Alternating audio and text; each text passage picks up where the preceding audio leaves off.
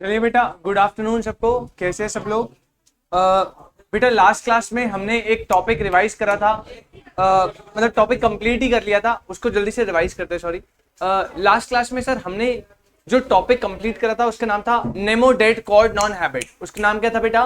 Nemo date cord non हैबिट। बड़ा simple सी टॉपिक था, बड़ी सिंपल सी बात करता था और उसके एक्सेप्शन भी थे, 7-8 पॉइंट्स वो भी हमने डिस्कस करे थे। मैं 2 मिनट लेते हुए जल्दी से रिवाइज करवाता हूँ, फिर हम अपने लास्ट यूनिट लास्ट टॉपिक को बढ़ते हैं चैप्टर के। बेटा नेमो डेट कॉर्ड नॉन हैबिट जो टॉपिक है वो आपका डील करता था सेल बाय नॉन ओनर से। क्या करता था? सेल बाय, मतलब इस कॉन्सेप्ट में बस इतना बताया गया था कि भैया अगर जो सेलर है उसके पास एक गुड टाइटल, एक गुड ओनरशिप नहीं है किसी भी गुड्स की, तो जब वो उस गुड को सेल करेगा तो क्या बायर के पास एक गुड टाइटल यानी गुड ओनरशिप जाएगी? क्या नहीं। जनरल रूल ये था कि अगर सेलर के पास डिफेक्टिव टाइटल है तो सेल करने के बाद जो बायर होगा उसके पास भी कैसा टाइटल आएगा? डिफेक्टिव। कैसा टाइटल आएगा? मतलब नॉन ओनर कन्वे नहीं कर सकता एक गुड टाइटल परचेजर को। लेकिन इस कॉन्सेप्ट के कुछ एक्सेप्शन थे, जहां पे मतलब इन फॉलोइंग केसेस में एक नॉन ओनर भी कन्वे कर सकता था गुड टाइटल एक बोनाफाइड परचेजर को। तो हमने बड़ा सर कौन कौन से केसेस है और उन केसेस में क्या क्या कंडीशन थी। तो मैंने आपको बेटा टोटल में 7 to 8 केसेस बढ़ाए थे, बड़े सिंपल केसेस थे। पहला नंबर 1 था sale by mercantile agent. Sale by mercantile agent simple सी बात करता था भाई, पोलेशन मर्केंटाइल एजेंट के पास होना चाहिए with the consent of principal. With the consent of principal. Point number 2, mercantile agent जो है वो ऑर्डिनरी कोर्स ऑफ बिजनेस में काम करना चाहिए। बायर जो है वो गुड फेथ में होना चाहिए और बायर को कोई किसी भी तरह का नोटिस नहीं मिला होना चाहिए that the seller has no authority to sell. Point number 2 था बेटा sale by joint owner. Sale by joint owner, फिर से एक ओनर के पास sole possession of the goods होना चाहिए with the consent of other joint owners. Buyer good faith में एक्ट होना चाहिए और no notice to the buyer that the seller has no authority to sell. ऐसे ही बहुत सारे पॉइंट्स थे। पॉइंट नंबर 3 था sale by person in possession under voidable contract. Possession आपके पास वॉइडेबल कॉन्ट्रैक्ट से आना चाहिए, बायर गुड फेथ में एक्ट होना चाहिए, आपने जो सेल करी है वो उस वॉइडेबल कॉन्ट्रैक्ट के रीसाइंड होने से पहले की होनी चाहिए। अगर सारी कंडीशन आप फुलफिल करोगे तो जो सेलर है वो कन्वे करेगा गुड टाइटल, चाहे भले ही वो नॉन ओनर है। उसके बाद हमने पढ़ा था point number 4 sale by seller in possession even after sale. मतलब एक जगह आपने सेल कर दी है तो ओनरशिप ट्रांसफर हो चुकी है बट आप पोजेशन में अभी भी हो, with the consent of buyer हो और आप एक किसी न्यू बायर को सेल करते हो जो कि गुड फेथ में है, तो भैया उस पर्टिकुलर केस में भी आप ओनरशिप अच्छा एक टाइटल ट्रांसफर करोगे। बस एक और कंडीशन थी कि भैया जो नया बायर है उसे प्रीवियस सेल की नॉलेज। पॉइंट नंबर 5 था sale by buyer before transfer of ownership. तो मैंने बोला एक बायर है वो गुड्स के पोजेशन में है और वो जो पोजेशन है वो बिफोर ट्रांसफर ऑफ ओनरशिप, मतलब ओनरशिप नहीं मिली but possession of the goods मिल गया with the consent of seller, और वो आगे दोबारा से सब सेल कर देता है, एक न्यू बायर को सेल कर देता है। तो वहां पे वो जो बायर अगर वो गुड फेथ में रहेगा तो आप ओनरशिप ट्रांसफर कर सकते हो और गुड टाइटल ट्रांसफर होगा। ये 5 बड़े मेजर पॉइंट थे। Sale by mercantile agent, sale by joint owner, sale by person in possession under voidable contract, sale by seller even after sale possession में था जो point number 5 sale by buyer before transfer of ownership, और 3 point बड़े normal से थे। Next था sale by estoppel, sale by unpaid seller. Sale by unpaid seller, इसको important mark करना है, आज इसके बारे में पूरा चर्चा रहने वाली है, 1 या 2 क्लास इसके ऊपर चलती रहेगी पूरा। और लास्ट है sale under the provision of other act, जिसमें हमने 2-3 देखे थे, पॉनी अंडर पेज हो गया, फाइंडर ऑफ गुड्स हो गया, ऑफिशियल रिसीवर लिक्विडेटर हो गया। तो इन 8 पॉइंट्स को हमने स्टडी करा था। बेटा मैं फिर से बोल रहा हूं, आपको एक 8 मार्क्स का डायरेक्ट क्वेश्चन आ जाएगा कि व्हाट आर द केसेस जहां पे एक नॉन ओनर कन्वे कर सकता है एक गुड टाइटल। तो उन केसेस को आपको बताना है, 8 केसेस 8 पॉइंट आप अच्छे से बताएंगे, पॉइंट्स में अपने आंसर को करेंगे, लेकिन उन पॉइंट्स का जो एक्सप्लेनेशन हमने पॉइंट्स में लिखा है उसे आप पैराग्राफ में लिखेंगे। मैं बार बार रिपीट कर रहा हूं। अगर आपको इस 3rd यूनिट में कोई भी दिक्कत है बेटा तो आप मुझे बता सकते हैं, वरना हमने 3 यूनिट डन कर लिया। सबसे पहले formation of contract of sale, उसके बाद हमने डिलीवरी वाला पोर्शन करा था तो 3rd यूनिट का था, फिर हमने कंडीशन एंड वारंटी कर लिया, उसके बाद हमने ट्रांसफर ऑफ ओनरशिप कर लिया, nemo date cord non habet भी उसका एक पार्ट था। और आज मैं आपके साथ डील करवाने वाला हूं आपकी मॉड्यूल में सेल ऑफ गुड एक्ट का सबसे लास्ट और सबसे इंपॉर्टेंट टॉपिक। मतलब बहुत ही कम कोई अटेम्प्ट बचता है जिसमें सेल ऑफ गुड एक्ट से ये पर्टिकुलर कॉन्सेप्ट ना पूछे, बहुत रेयरली। मतलब आउट ऑफ 10 एग्जाम्स आप लगा लो 7 से 8 पेपर ऐसे निकलते हैं जिसमें अनपेड सेलर से क्वेश्चन आता ही आता है और बिल्कुल डायरेक्ट क्वेश्चन आता है। केस स्टडी बहुत रेयर ऑफ द केस बन के आया, डायरेक्ट आया है। तो मतलब आपको 4 से 5 नंबर 6 नंबर बिल्कुल आराम से मिलेंगे बिना किसी दिक्कत के। आप मेरे साथ हेडिंग डालेंगे बेटा,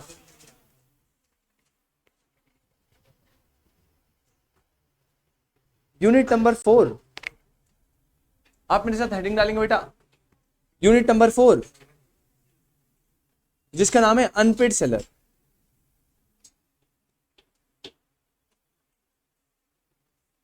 यूनिट नंबर 4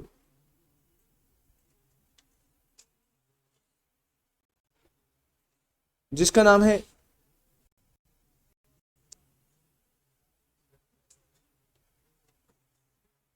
अनपेड सेलर, जिसका नाम है अनपेड सेलर। अब बेटा बिना कुछ नोट करे ना, आप बस 2 मिनट बड़े ध्यान से मेरी बात सुनेंगे, उसके बाद मैं आपको एक एक चीज बड़े डेप्थ में लिखवाऊंगा, समझाऊंगा, सब एक चीज क्लियर करेंगे, बट थोड़ी देर मेरी बात सुनेंगे। अगर मैं इस टॉपिक की बात करूं, आपको नाम से दिख रहा है टॉपिक का नाम है, जो पूरा मेन हमारा चर्चा विषय रहेगा वो टॉपिक है बेटा अनपेड सेलर। टॉपिक क्या है? Unpaid seller. अनपेड सेलर का मतलब आप सब जानते हैं। सेल ऑफ गुड्स एक्ट की फर्स्ट क्लास में पहला टॉपिक मैंने उठाया था, seller means a person who sells or agrees to sells goods. Seller means a person who sells or agrees to sells goods. मतलब भैया एक ऐसा पर्सन वो sell or agree to sell goods, sell or agree to sell goods. और हर इस concept में जो हमारा सेलर है बेटा, उसको अगर आप आगे जो टर्म लिखिए वो पढ़ेंगे, वो है कैसा? अनपेड। वो कैसा है? अनपेड का मतलब, अगर देखो अभी तो मैंने लीगल सेंस में बताया नहीं है, लेकिन अगर आप बिल्कुल कॉन्सेप्ट को अनपेड सेलर दोनों को मिलाओगे तो एक ऐसा सेलर जिसको पेमेंट ऑफ प्राइस रिसीव नहीं हुआ, मतलब उसने डिलीवरी ऑफ गुड्स तो कर दी है, हो सकता है ओनरशिप भी ट्रांसफर कर दी हो, सिचुएशन जो भी हो, इन रिटर्न जो से कंसीडरेशन यानी पेमेंट ऑफ प्राइस मिलना चाहिए, क्या वो रिसीव हुआ है? नहीं। अनपेड का मतलब आप सब समझ सकते हैं, नो पेमेंट ऑफ प्राइस। मैं फिर से बोल रहा हूं, अभी मैं बस सिंपल सेंस में समझा रहा हूं, मैं इसे स्ट्रिक्ट लीगल सेंस में नहीं लेके जा रहा कि अनपेड सेलर कौन होता है एज पर सेक्शन। बस मैं इतना बता रहा हूं, आपको नाम से पढ़ के जो समझ आ रहा है वो बिल्कुल सही है, आप बिल्कुल सही ट्रैक पे हो। सेलर मतलब आप पर्सन हु सेल और अग्रीज टू सेल, मतलब एक बंदा है, उसने बायर को गुड्स बेच दिए, हो सकता है डिलीवरी करी, हो सकता है डिलीवरी के साथ साथ ओनरशिप भी दे दी, लेकिन इन रिटर्न बायर ने जब उसे पेमेंट करनी थी तो उसे पेमेंट रिसीव नहीं, पेमेंट रिसीव। तो unpaid seller means a person, means a seller जिसको in return payment of price receive नहीं हुआ, अगर मैं नॉर्मल सेंस में बोलूं। बट अगर मैं बेटा इतना बोल दूं ना, बड़े ध्यान से सुनना, इतनी तो बात आपके दिमाग में सबके आई होगी, अनपेड सेलर का मतलब भाई जिस सेलर को पेमेंट नहीं मिली। लेकिन अगर लॉ बस इतना बोल दे तो इस सेंटेंस में बहुत सारी कमियां हैं। मैंने बोला क्या कमियां? तो ध्रुव भाई मुझे बता रहे हैं, सर मान लो मैं आपको प्रॉब्लम दिखाता हूं, इशू दिखाता हूं। इशू नंबर 1, आपने बोला sir payment of price receive नहीं होना चाहिए ना, तो मान लीजिए सर मिस्टर एक्स जो है वो एक सेलर है और मिस्टर वाई जो है वो एक बायर है। मिस्टर एक्स जो है गुड्स सोल्ड करते हैं, अब गुड्स सोल्ड करके ओनरशिप गई, डिलीवरी के, उससे हमें लेना देना नहीं है। गुड्स सोल्ड करते हैं पता है कितने के? 50,000 के। कितने के बेटा? 50,000 के। और मिस्टर वाई जो है ना, उन्हें पेमेंट ऑफ प्राइस देते हैं ₹40,000। कितना? रुपीस। और ₹10,000 का जो पेमेंट ऑफ प्राइस है वो उन्हें रिसीव नहीं होता। तो पहला इश्यू ये है, क्या sir mister X unpaid seller होंगे? अरे आपके दिमाग में उठेगा, सर हमने बोला था पेमेंट ऑफ प्राइस रिसीव नहीं होना चाहिए, क्या उन्हें 40,000 रिसीव हुआ है? यस। उन्हें कितना रिसीव नहीं हुआ? 10,000। मतलब सिचुएशन ऐसी हो सकती है कि सेलर को कुछ part of the payment receive है, कुछ part of the payment receive नहीं है। तो सर ऐसे में उसे अनपेड सेलर बोला जाएगा या नहीं बोला जाएगा? प्रॉब्लम नंबर 1, क्योंकि आपने जनरली अपने जनरल सेंस में, अभी मैंने लीगल डेफिनेशन नहीं दी, लीगल डेफिनेशन दे दूंगा तब तो सारे आंसर्स मिल जाएंगे आपको, लेकिन अगर मैंने लीगल डेफिनेशन नहीं दी तो अभी आपके लिए प्रॉब्लम जनरेट हुई। अनपेड सेलर एक ऐसा व्यक्ति था जिसको पेमेंट ऑफ प्राइस नहीं मिला, ऐसा जनरल डेफिनेशन में मैंने आपको बताया। लेकिन अगर आप इसको इतना रखोगे तो एक प्रॉब्लम जनरेट हो गई। अगर ऐसा सेलर है जिसे part of the payment of price receive हुआ है और पार्ट रिसीव नहीं हुआ, तो सर अभी से क्या बोलेंगे? Half unpaid seller, partly unpaid seller, अपने मजे मजे ले रहा था। इशू नंबर 2, अगर मैं डेफिनेशन को इतना रखूं, अगर मैं डेफिनेशन को इतना रखूं, तो बेटा मिस्टर एक्स जो है फिर से गुड सोल्ड करते हैं मिस्टर वाई को, तो ये हो गए सेलर और ये हो गए बायर। गुड्स की वैल्यू फिर से 50,000 है, लेकिन इस बार बेटा इन रिटर्न इन्होंने एक नेगोशिएबल इंस्ट्रूमेंट दे दिया। क्या दे दिया? Negotiable instrument which is bill receivable. इन्होंने ड्रॉ कर दिया, मिस्टर एक्स ने एक बीआर ड्रॉ कर दिया। इनके लिए क्या हो गया? बिल्स पेबल हो गया, बीपी हो गया। हाँ जी सर वो मीटिंग लीव हो गई थी अभी। क्या हो गई थी भाई? मीटिंग आपकी लीव हो गई थी आपके एंड से। भाई अब ठीक है? जैसे स्क्रीन शेयर नहीं हो रही। एक मिनट भाई, कुछ स्क्रीन शेयर स्टॉप हो गया सब। हाँ जी, तो ये डिस्कशन हमारा चल रहा था अनपेड सेलर का। इशू नंबर 2 बेटा मैं आपके सामने रखता हूं।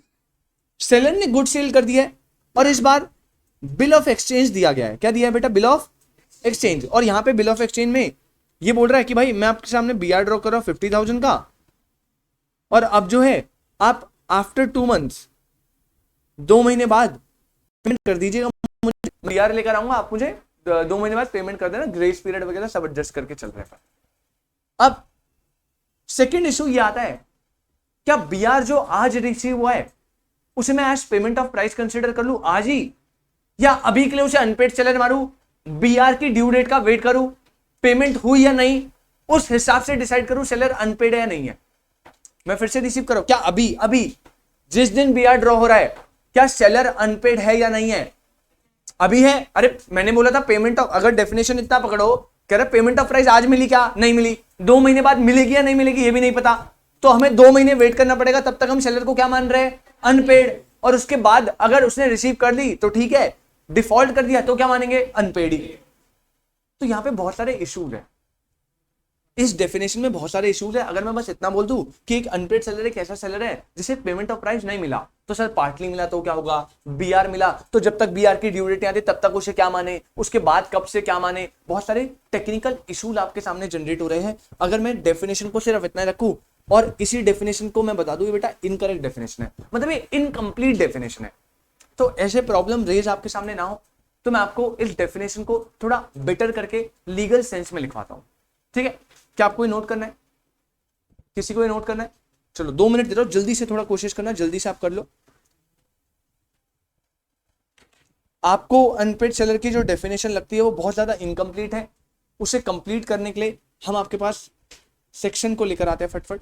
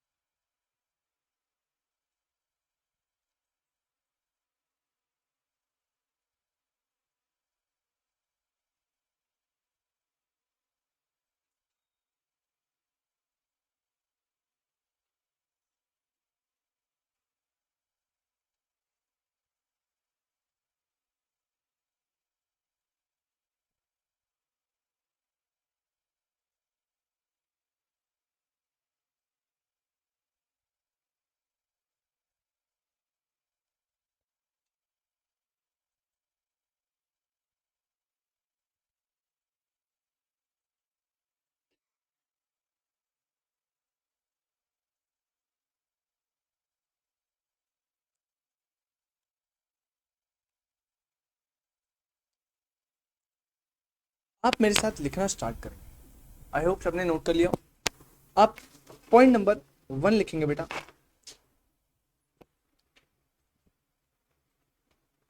इन a contract of cell,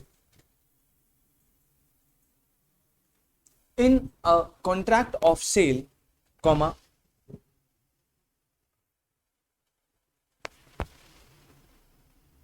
if seller is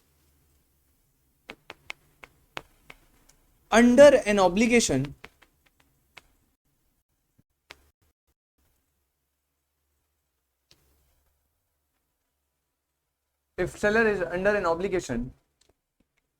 to deliver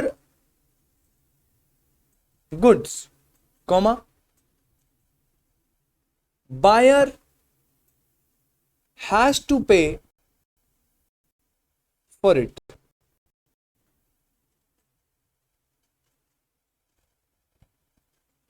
Buyer has to pay for it. Full stop.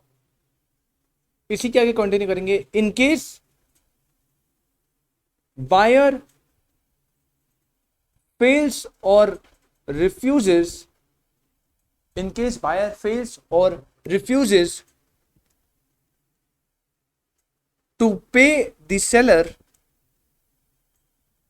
comma, as an unpaid seller, comma, shall have certain rights. फिर से ये section as per section definition नहीं है, ये generally sense में बता रहा है भैया कि अगर देखो दोनों की ऑब्लिगेशन है कॉन्ट्रैक्ट ऑफ सेल में, सेलर की ऑब्लिगेशन है गुड्स को डिलीवर करना, ऑन दिस और द सेम टाइम बायर की ऑब्लिगेशन है कि वो गुड्स को डिलीवर करेगा तो उसे पेमेंट ऑफ प्राइस करना है. अगर आपका उधर रूल्स ऑफ डिलीवरी में बताया था, delivery of goods and payment of price दोनों कैसे कंडीशन होते हैं? Concurrent condition. कैसे कंडीशन? कंकरेंट. मतलब भैया आप विलिंग एंड एबल हो डिलीवर करने के लिए, तो बायर भी विलिंग एंड एबल होगा उस डिलीवरी को एक्सेप्ट करने के लिए एंड पेमेंट ऑफ प्राइस के लिए. तो बोल रहा भैया अगर किसी कारणवश बायर ने फेल कर गया या रिफ्यूज कर गया पेमेंट से, तो एज अनपेड सेलर आपके कुछ राइट है. अब यहां पे कोई टेक्निकली अनपेड सेलर को डिफाइन नहीं करा, वो करा है सेक्शन 45 में. तो अगली लाइन में, अगले पॉइंट में आप लिखो मेरे साथ,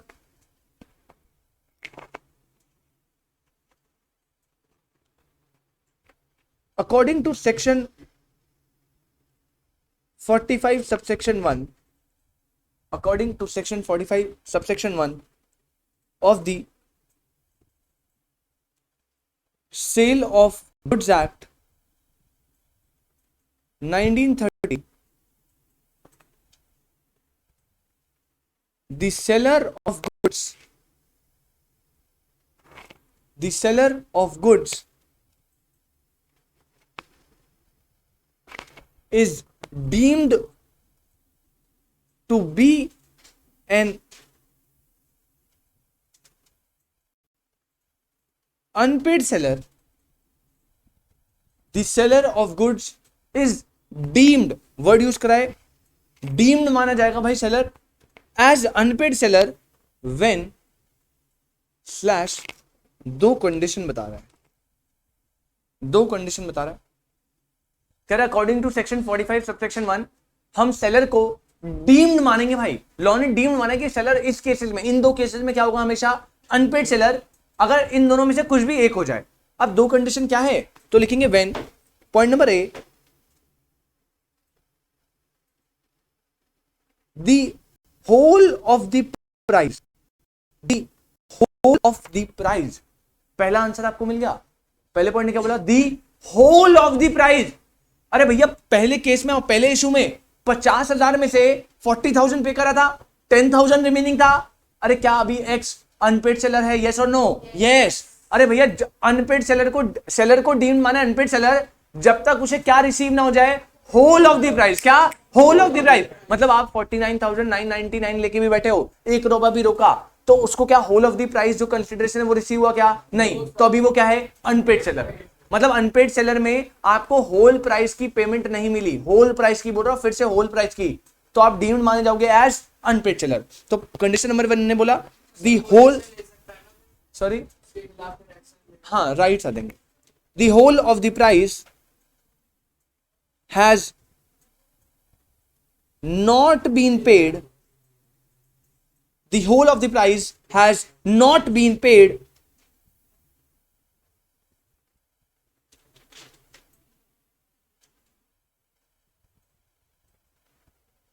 by the buyer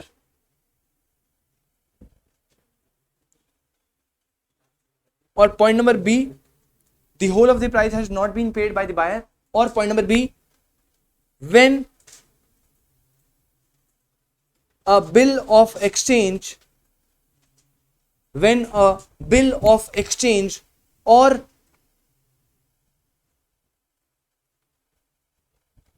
other negotiable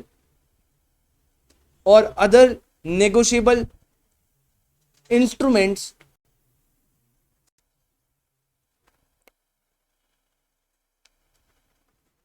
has been received as conditional payment. लिखते रहेंगे आराम से, बस एक एक चीज का मतलब आपको समझाएंगे, अभी आप लिखते रहो प्लीज। और other negotiable instrument has been received as conditional payment and the condition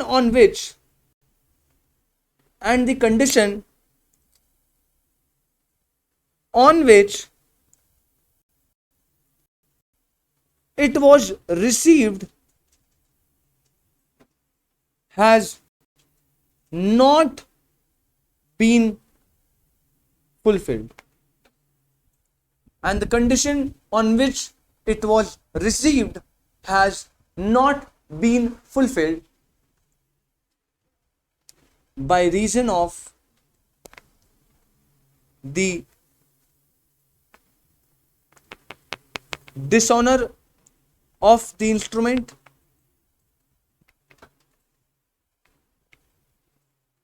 or otherwise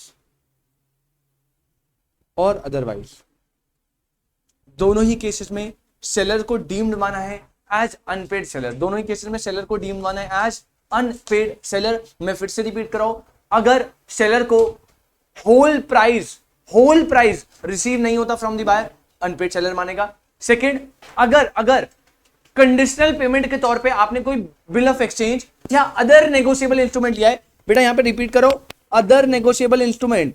negotiable instrument तीन तरह के होते हैं, promissory note, cheque, bill of exchange. आप आगे पढ़ोगे, फिर से रिपीट करो, प्रॉमिसरी नोट पढ़ लिया आप लोगों ने, अच्छा अकाउंट्स में होगा ना सीए फाउंडेशन में, हाँ, प्रॉमिसरी नोट, चेक और आपका बिल ऑफ एक्सचेंज। तो कह रहे भैया अगर आपने बिल ऑफ एक्सचेंज लिया है या कोई भी अदर नेगोशिएबल इंस्ट्रूमेंट लिया है, मतलब चेक और प्रॉमिसरी नोट की बात कर रहा है, has been received as conditional payment. अगर आपको याद हो ना, जब मैं आपको सेल ऑफ गुड्स एक्ट के एसेंशियल पढ़वा रहा था, मैंने बताया था सारे कॉन्ट्रैक्ट के एसेंशियल्स है यही, साथ में 5 पॉइंट लिखवाए थे कि गुड्स होने चाहिए, दो पार्टियों की, seller buyer, transfer of ownership होगा, पेमेंट ऑफ प्राइस होगा, लास्ट पॉइंट क्या था, absolute and conditional. Contract of sale जो है वो एब्सोल्यूट भी हो सकता है और कंडीशनल भी, मतलब कुछ कंडीशन हो सकती है। मान लो सेलर और बायर ने पहले से बोला है कि भाई कैश पेमेंट नहीं होगी, बिल ऑफ एक्सचेंज, चेक से या प्रॉमिसरी नोट से पेमेंट करेंगे। तो अगर कंडीशनल पेमेंट है और उसमें बिल ऑफ एक्सचेंज या कोई अदर नेगोशिएबल इंस्ट्रूमेंट इन्वॉल्व है, और अगर वो कंडीशनल पेमेंट फेल हो जाती है, बेटा फेल कब होगी, जब चेक या कोई भी चीज क्या हो जाएगी, डिसऑनर।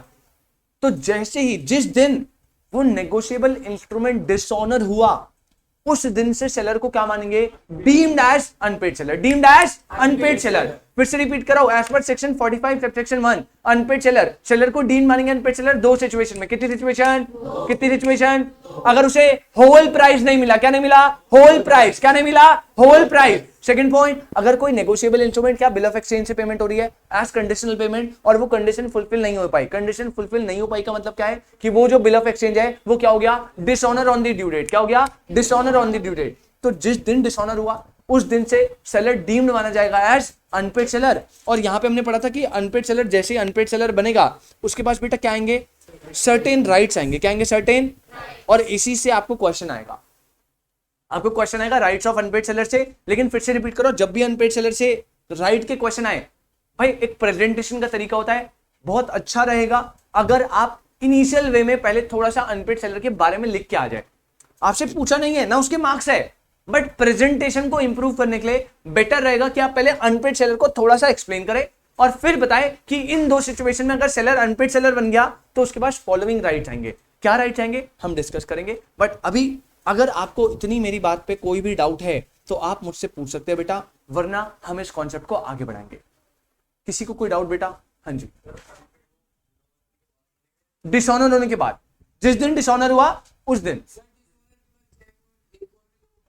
भाई वो फिर अलग सिचुएशन आ जाती है। अगर आप एक्सप्रेस, वो तो जैसे तुम बिल ऑफ एक्सचेंज में करते हो ना, डिसऑनर होने ही नहीं दिया उसने, एक दिन पहले आप कर देते हो, फिर आप इंटरेस्ट पे करते हो, वो तो एक्सप्रेस एग्रीमेंट कुछ और बन गया, तब तो अलग चीज हो गई। लेकिन एज पर लॉ अगर डिसऑनर हो गया तो भाई सेलर के पास कुछ राइट आ जाता है। अब तुम आपस में म्यूचुअल अंडरस्टैंडिंग से जो आप पढ़ते हो बिल ऑफ एक्सचेंज में कुछ और बना लेते हो, वो भी होता है प्रैक्टिकल लाइफ में। बट लॉ ने बोला डिसऑनर के बाद अगर सेलर एक्शन लेना चाहे तो उसके पास ये राइट हम दे रहे हैं। अब यूज करने नहीं करने भाई वो आपस में अंडरस्टैंडिंग है। अब सेलर को मैं बोलूंगा आपको आज 50,000 कैश दे रहा हूं और रिमेनिंग पे दोबारा से नया बिल बनाओ, इंटरेस्ट के साथ बनाओ, उसको अपना बेनिफिट दिखा, उसने बना दिया, तो वो तो चलता रहता है। हाँ जी बेटा। नहीं, यहां पे अगर कंडीशनल पेमेंट है ना, बता दिया भाई कंडीशनल पेमेंट है, बिल ऑफ एक्सचेंज बना रहा हो अभी, तो उस टाइम तक अनपेड नहीं हो आप। सेकंड वाले केस में अगर आप बिल ऑफ एक्सचेंज या अदर नेगोशिएबल इंस्ट्रूमेंट से पेमेंट कर रहे हो, तो जिस दिन वो नेगोशिएबल इंस्ट्रूमेंट डिसऑनर होगा उस दिन से आप अनपेड सेलर डीम माने जाओगे।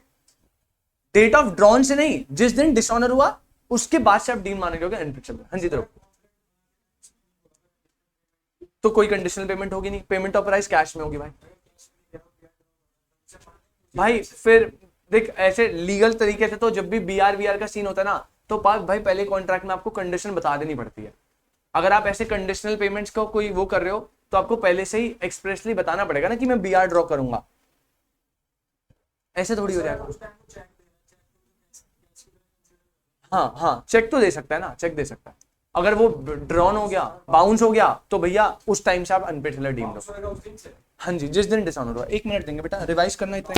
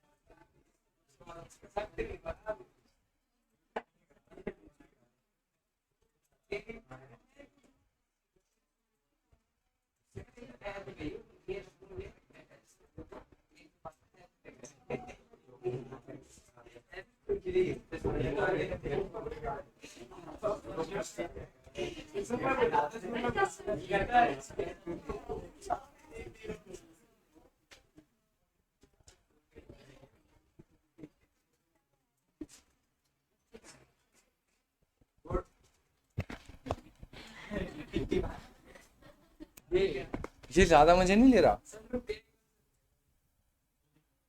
बहुत मजे ले रहा है।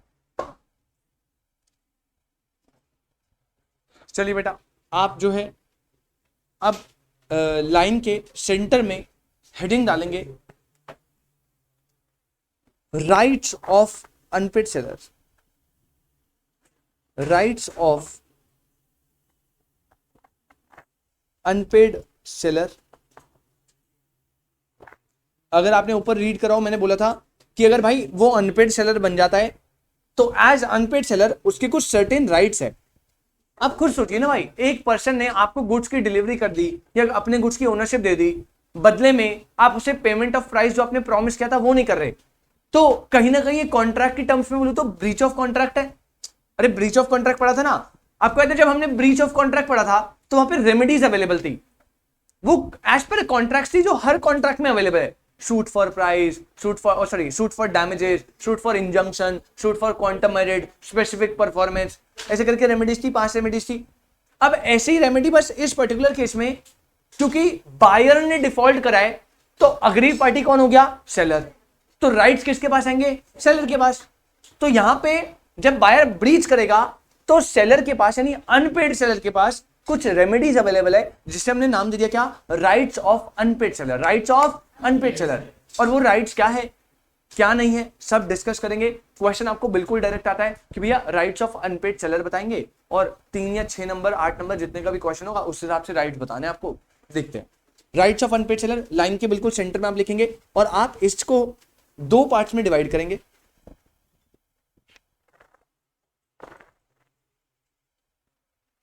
राइट्स ऑफ अनपेड सेलर को आप 2 पार्ट्स में डिवाइड करेंगे। और बेटा यहां पे मैं फिर से बता रहा हूं, आप इसे इंपॉर्टेंट नोट कर लीजिए, most most most important as per आपके एग्जाम पॉइंट ऑफ व्यू से। 2 पार्ट्स में आप डिवाइड करेंगे। सबसे पहले एक पोर्शन में लिखेंगे आप right of unpaid seller against the goods. Right of unpaid seller सबसे पहला है अगेंस्ट द गुड्स, और दूसरी साइड में अगर आप करेंगे तो rights of unpaid seller against the buyer personally. पहला अगेंस्ट द गुड्स, दूसरा अगेंस्ट द बायर पर्सनली। और क्योंकि ये अगेंस्ट द बायर पर्सनली होता है इसलिए इन्हें राइट ऑफ पर्सोनम भी बोलते हैं। आगे लिखवा दूंगा जब करवाऊंगा, बस अभी बता रहा हूं। राइट अगेंस्ट द बायर जो है उसे राइट ऑफ पर्सोनम भी बोलते हैं। तो आपको ना कई बार पेपर में ऐसे बोलेगा राइट ऑफ अनपेड सेलर बताओ और अगेंस्ट द गुड्स वाले बताओ। सीएमए वाले को आ जाएगा which of the following is right of unpaid seller against the goods. अब उसमें से 3 राइट दे देगा अगेंस्ट द बायर वाले और एक दे देगा अगेंस्ट द गुड्स वाला। तो आपको याद रखना है भैया अनपेड सेलर के 2 पार्ट में राइट डिवाइड है। पहला अगेंस्ट द गुड्स के अगेंस्ट में क्या राइट है, और दूसरा है बायर के अगेंस्ट में पर्सनली क्या राइट है। बायर की तो क्लियर हो गए भाई, प्राइस के लिए सूट करेगा, है ना, डैमेजेस के लिए सूट करेगा, कोई इंटरेस्ट ड्यू उसके लिए सूट करेगा, तो वो सारी डिस्कशन करनी है। बट मेन जो सबसे इंपॉर्टेंट है वो है अगेंस्ट द गुड्स। तो सबको डील करेंगे। हाँ जी हाँ जी हाँ जी। तो against the goods, against the buyer personally. सबसे पहले आप अगेंस्ट द गुड्स में आओ और आप अगेंस्ट द गुड्स को ना फर्दर 2 पार्ट में डिवाइड करो। आप अगेंस्ट द गुड्स को फर्दर 2 पार्ट्स में बेटा डिवाइड करेंगे।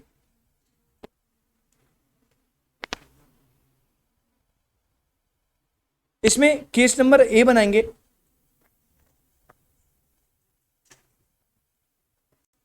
when the property is passed। पहला है अगेंस्ट द गुड्स में पहला right when the property in goods past का मतलब है ओनरशिप पास हो गई किसको, बायर को। और केस नंबर 2 यानी B when the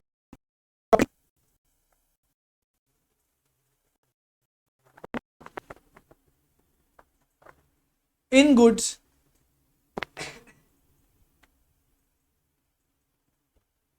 not passed। when the property in goods passed, और सेकंड है when the property in goods not passed। Clear बेटा, अगर प्रॉपर्टी बायर को पास हो गई है, ओनरशिप बायर को पास हो गई है, मैं फिर से बता रहा हूं आपको, एक ओवरव्यू दे रहा हूं कि कैसे कैसे हमने पढ़ना है। तो right of unpaid seller against the goods में पहला है अगर प्रॉपर्टी पास हो चुकी है तो अनपेड सेलर के पास 3 राइट होते हैं। कितने राइट होते हैं? 3। आप लिखना स्टार्ट करेंगे।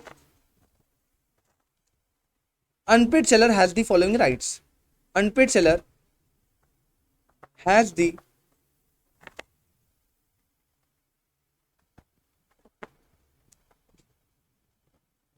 Following rights. Right number 1, right of lien. Right of lien. Point number 2 है राइट ऑफ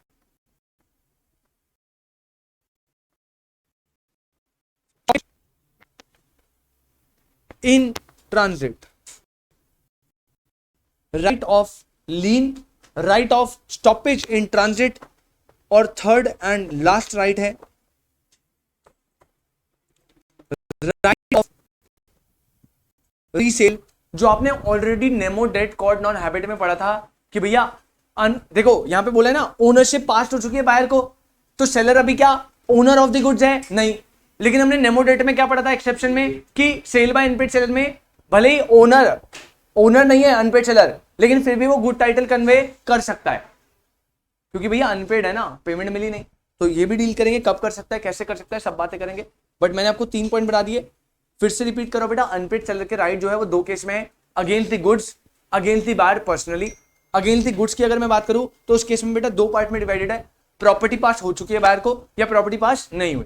अगर प्रॉपर्टी पास हो चुकी है 3 राइट है, right of lien, stoppage in transit और राइट ऑफ रीसेल। अगर मैं बात करूं when the property in goods not pass की, तो बस एक राइट लिखो, बस एक राइट। सब क्लास एंड होने वाली है। Additionally comma right of with holding, additionally comma right of with holding delivery. Additionally comma right of with holding delivery.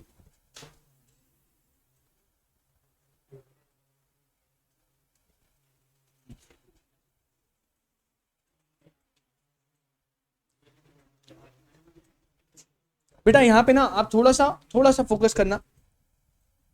जब प्रॉपर्टी पास नहीं हुई ना, उसमें हमने एक राइट लिखा है, वो राइट है right of with holding delivery, right of with holding delivery, delivery को होल्ड कर दो। लेकिन उसके आगे एक बहुत इंपॉर्टेंट वर्ड लिखा है, क्या? एडिशनली। एडिशनली का मतलब क्या है कि भैया पहले ये जो 3 राइट आपको मिल रहे हैं ना, ये तो मिलेंगे, साथ के साथ इन एडिशन होल्डिंग डिलीवरी वाला राइट भी मिलेगा। मतलब अगर प्रॉपर्टी पास नहीं हुई है तो भैया आप डिलीवरी को होल्ड करो, राइट ऑफ लीन लगाओ, स्टॉपेज इन ट्रांजिट लगाओ या राइट ऑफ रीसेल लगाओ। आपके पास कितने राइट अवेलेबल है? 4। कितने राइट अवेलेबल है? लेकिन ये आपसे पूछेगा नहीं। अगर आपसे कभी पूछे राइट अगेंस्ट दी गुड्स, क्या पूछे? अगेंस्ट दी 3 राइट बताने हमेशा। कौन से? Right of lien, stoppage in transit और right of resale. Right of lien, stoppage in transit और राइट ऑफ रीसेल। अगर आप चाहो ये मेंशन करने की जरूरत नहीं है property pass, property not pass. बस मैं पर्टिकुलरली अगर आपको बुक में इन केस दिख जाए किसी को गलती से, तो कंफ्यूज मत होना, है कुछ नहीं। आपको बस ये वाले लेफ्ट में जो राइट लिखे हुए when property in goods passed, इनको डिस्कस करना है आराम से। बहुत कंटेंट है, 3 राइट है, आराम से आप कर दोगे। इसका बाइफरकेशन नहीं करना। इसमें बेटा प्रॉपर्टी पास नहीं हुए तो आप डिलीवरी को होल्ड कर सकते हो, ये वाला राइट दे रहा है। बट आपको मेजर तौर पे 3 राइट ही पढ़ने हैं, right of lien, stoppage in transit और राइट ऑफ रीसेल। हाँ सेम है, ये वाला तेरे को मेंशन ही करके नहीं आना पेपर में, प्रॉपर्टी नॉट पास वाला मेंशन ही नहीं करना। हाँ बस एक ये वाला करना है, ये अगेंस्ट द गुड्स में बस एक बताना है और फिर आना है अगेंस्ट द बायर में सीधा। ठीक है, अब सर बढ़ते हैं अगेंस्ट द बायर में। मैंने अभी कोई भी डिस्कस नहीं करा, एक एक करके सारे डिस्कस करने हैं, बस मैं आपको एक ओवरव्यू दे रहा हूं। अगेंस्ट द बायर की बात करूं बेटा, तो आप लिखो unpaid seller has the unpaid seller has the following rights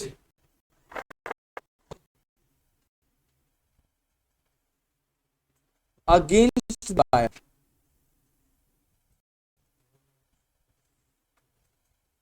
personally कौन से राइट्स है? तो number 1 sue for price, number 2 sue for damages, number 3 sue for interest, sue for price, sue for damages, sue for interest। 3 right against the buyer personally. तो अगर मैं आपको exam point of view से बोलूं तो आपको बस बताना है भैया, अगर पूरा राइट्स आ गए, सिर्फ राइट्स पूछे, तो अनपेड सेलर के कितने राइट होते हैं? 2। कितने राइट होते हैं? अगेंस्ट दी गुड्स और against the buyer personally. Against the goods और against the buyer. Against the goods में सिर्फ 3 राइट है। अगेंस्ट दी गुड्स में सिर्फ right of lien, stoppage in transit और अगर मैं अगेंस्ट दी बायर पर्सनली, जिसे हम राइट ऑफ पर्सोनम बोलते हैं, उसकी बात करूं, उसमें भी 3 राइट है। सूट के लिए सूट कर सकता है, प्राइस के लिए, डैमेजेस के लिए और इंटरेस्ट के लिए। प्राइस के लिए, डैमेजेस के लिए और अब एक एक राइट को हमें उठाना है, मतलब एक एक राइट क्या, ये बायर वाले तो नकली से, बट नकली इन द सेंस पूछेगा नहीं ऐसा नहीं है, पूछ सकता है, बट जो टेक्निकल चीज है वो सारी की सारी इधर है अगेंस्ट द गुड्स में, 3 राइट्स में। हाँ, तो आपको क्वेश्चन कैसे आएगा, 3 तरीके से आ सकता है कि भाई राइट ऑफ अनपेड सेलर बताओ, खत्म। तब तो सारे बताने बाइफरकेशन करके कि अनपेड सेलर के 2 राइट होते हैं, अगेंस्ट द गुड्स उसमें ये 3 है, अगेंस्ट द बायर उसमें ये 3 है, 6 पॉइंट बन जाएंगे आपके। कई बार वो ऐसे बोल सकता है, छोटा क्वेश्चन दे देगा कि राइट ऑफ अनपेड सेलर बताओ अगेंस्ट द बायर पर्सनली, फिर आपको वहां पे अगेंस्ट द गुड्स वालों को कुछ भी मेंशन नहीं करना, आपको सिर्फ 3 बताने, suit for price, damage and interest. कोई दिक्कत किसी को, कोई दिक्कत? चलिए, किसका भाई, किसका?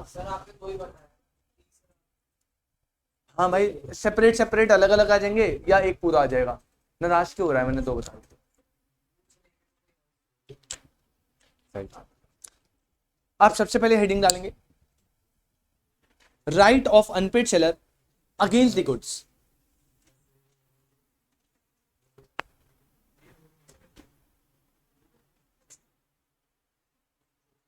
Rights of unpaid seller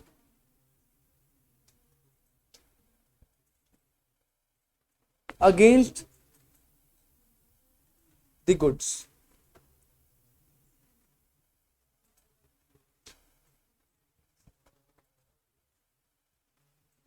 right of unpaid seller against the goods, और उसमें हम सबसे पहली वाली हेडिंग डालेंगे राइट ऑफ लीन।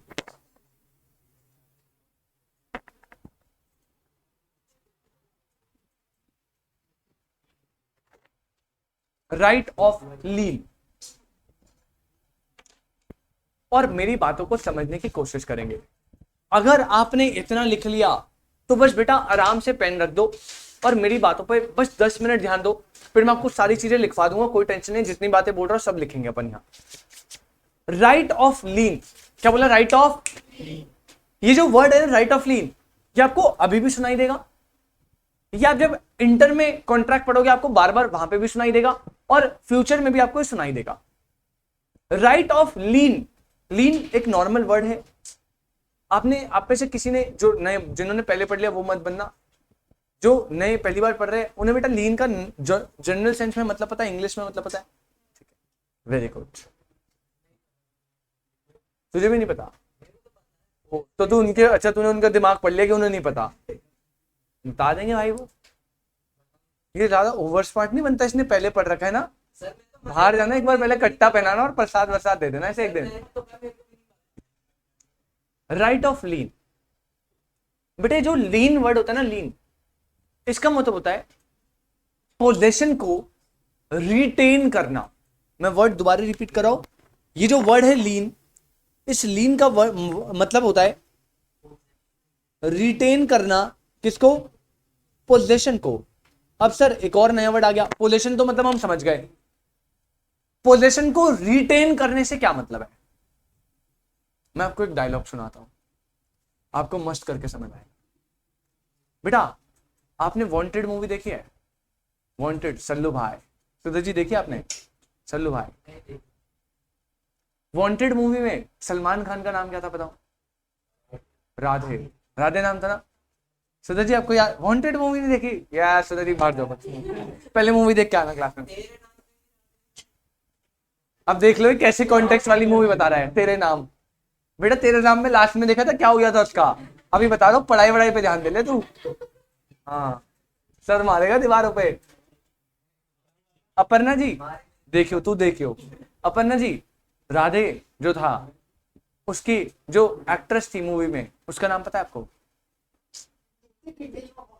तुम क्या मूवी देख रहे हो? फिर मत देखो ना फिर, तुम्हें नहीं पता किसी को?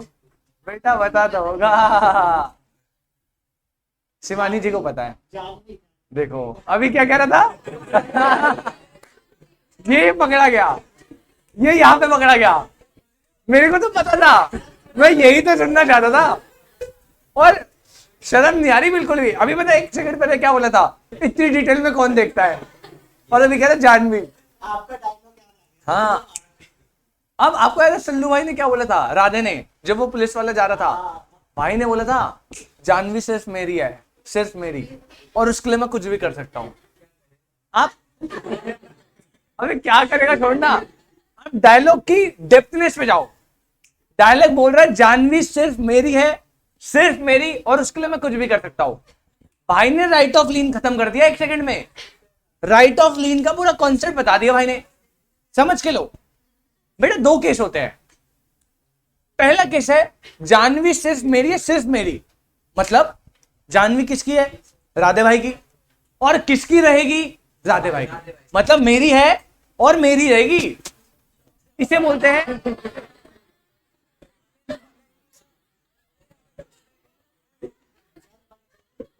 बेटा, मेरी नहीं, मेरी तो बहन है। तुम तो मेरे पे बोल रहे हो यार। हाँ, मेरी क्यों बोल रहा है भाई तू यार, मेरी तो बहन है। राखी बता रहा है जानवी से, ठीक है। अब समझ चलो, सल्लू भाई ऐसा बोल रहे हैं, मैं उनकी कॉन्टेक्स्ट में बता रहा हूँ। भाई कह रहा है जानवी सिर्फ मेरी है, सिर्फ मेरी, और उसके लिए मैं कुछ भी कर सकता हूँ। मतलब भाई ने राइट ऑफ लीन लगा दिया। राइट ऑफ लीन का मतलब है मेरे पास है और मेरे पास ही रहेगा। जो पोजीशन है गुड्स का वो मेरे पास है और मेरे पास ही रहेगा, मतलब वो पोजीशन को रिटेन कर रहा है। अब मैं गुड्स पे इस कॉन्टेक्स्ट में आ रहा हूं। बस बस भाई बस, अब थोड़ा सा ना एक साइड से स्किप करते ना, उसको लंबा खींच के फायदा नहीं होता। मतलब भाई पोजीशन को रिटेन कर रहा है। क्या कर रहा है, रिटेन। बेटा रिटेन करने का मतलब होता है आप बायर को कॉल करके बोल रहे हो गुड्स मेरे पास है, और अब तो आप पेमेंट तो कर नहीं रहे, आप डिसऑनर हो रहा है, चेक ये हो रहा है, और भैया जो गुड्स है वो मेरे पास ही रहेंगे। राइट ऑफ लीन में गुड्स आपके पास है और आप पोजीशन को क्या कर रहे हो, रिटेन करके रख रहे हो। दूसरी चीज होता है पोजीशन को रीगेन करना। क्या करना, रीगेन। राइट ऑफ लीन में आप रिटेन करते हो, मतलब मेरा है मेरा ही रहेगा। रीगेन का मतलब सल्लू भाई पता क्या बोल रहा है, जानवी है तो तेरी, बट इस 14 फेब को किसकी हो जाएगी, मेरी। यहां पे सल्लू भाई पोजीशन को रीगेन कर रहे हैं, कह रहे जिसकी भी है अब किसकी हो जाएगी, मेरी। तो पहले उसकी नहीं है, किसी और की है पोजीशन, बट अब उसके पास आ रहा है। इसे बोलते हैं पोजीशन को रीगेन करना। और पोजीशन को रिटेन करना मतलब मेरे पास है और मेरे पास ही रहेगा। तो राइट ऑफ लीन में पोजीशन ऑफ द गुड्स को सेलर क्या करता है, रिटेन। बायर को कॉल करके बोलेगा भाई आप जो है ना पेमेंट ऑफ प्राइस तो कर नहीं रहे, तभी तो वो अनपेड बना। देखो अनपेड बनने के बाद ही राइट ऑफ लीन लगा सकता है, ऐसे नहीं उसको सपना आ रहा है कि बोले राइट ऑफ लीन लगेगा कब, जब वो अनपेड बनेगा। अनपेड बनने के बाद राइट आएंगे तो कहेगा भैया पेमेंट ऑफ प्राइस तो कर नहीं रहे, तो अब जो मेरे गुड्स थे ना जिनकी ओनरशिप आपके पास है, फर्क नहीं पड़ता, उनका पोजीशन में क्या करूंगा, रिटेन। क्या करूंगा, रिटेन। मतलब मैं राइट ऑफ लीन लगा रहा हूं, मेरे पास है मेरे पास ही रहेगा, डिलीवरी ऑफ गुड्स आपको नहीं दूंगा, डिलीवरी ऑफ गुड्स आपको नहीं दूंगा। आप समझ रहे हो मेरी बात, आप समझ रहे हो मेरी बात। लेकिन सबसे बड़ी बात, राइट ऑफ लीन लगाने के लिए, राइट ऑफ लीन लगाने के लिए अरे सेलर के पास क्या होना चाहिए, पोजीशन। अगर position of the goods lost तो क्या सेलर राइट ऑफ लीन लगा सकता है, sir position of the goods lost इसका मतलब राइट ऑफ लीन लॉस्ट, फिर उसे रिटेन करना पड़ेगा, रीगेन, रीगेन करना पड़ेगा। मतलब अगर राइट ऑफ लीन लॉस्ट होगा, रिटेन नहीं कर सकता, उसके बाद वो क्या करेगा, रीगेन। तो अब समझो पहला पॉइंट किस what, right of lien. Right of lien का मतलब है भैया गुड्स मेरे पास है और मेरे पास ही रहेंगे। तो अनपेड सेलर अगर उसे पेमेंट ऑफ प्राइस नहीं मिलती तो वो पोजीशन ऑफ द गुड्स को रिटेन करके रख सकता है। कब तक कर सकता है, जब तक उसे क्या ना मिल जाए, पेमेंट ऑफ प्राइस। भाई अगर आप उसे पेमेंट ऑफ प्राइस दे दोगे तब तो दे देगा ना गुड्स। वो गुड्स को राइट ऑफ लीन लगाई कब रहा है, जब आप उसे पेमेंट ऑफ प्राइस नहीं दे रहे।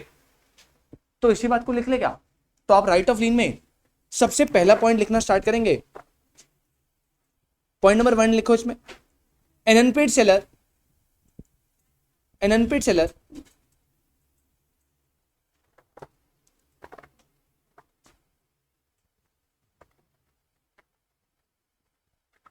an unpaid seller in possession of the goods। यहां पे ये चीज बहुत ज्यादा इंपॉर्टेंट है बेटा। अगर आपको पोजेशन ऑफ द गुड्स को रिटेन करना है तो फर्स्ट स्टेप में आपके पास गुड्स का क्या होना चाहिए, पोजेशन होना चाहिए। तो कह रहा है an unpaid seller in possession of the goods is entitled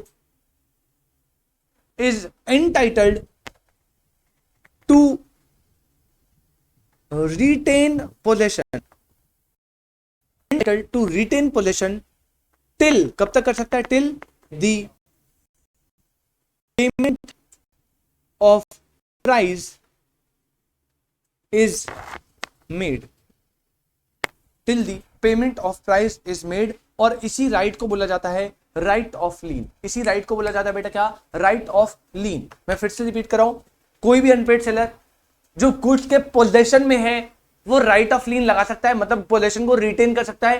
कब तक ले? टिल उसे क्या ना मिल जाए? Payment of price. क्या ना मिल जाए? Payment of price. Payment of price मिल गई, फिर तो उसे क्या दिक्कत है भाई? तब तो वो अनपेड सेलर ही नहीं रहा, और अनपेड सेलर नहीं रहा तो राइट ऑफ लीन लगाने की बात कहां से आ गई? क्योंकि ये राइट तो कौन लगा सकता है? सिर्फ अनपेड सेलर। पॉइंट नंबर 2, अब इसी से रिलेटेड बातें करेंगे right of lien. Right of lien का मतलब तो समझ आ गया सबको, अब इसी से रिलेटेड बातें। The right of lean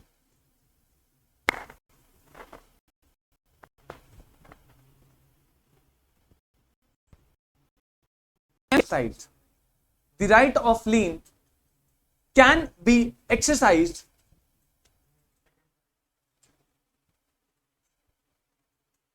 by him in the following cases. The right of lien can be exercised in the following cases.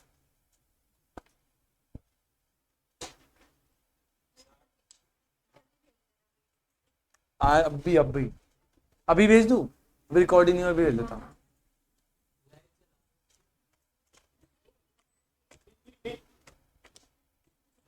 जान भी तेरी है ना।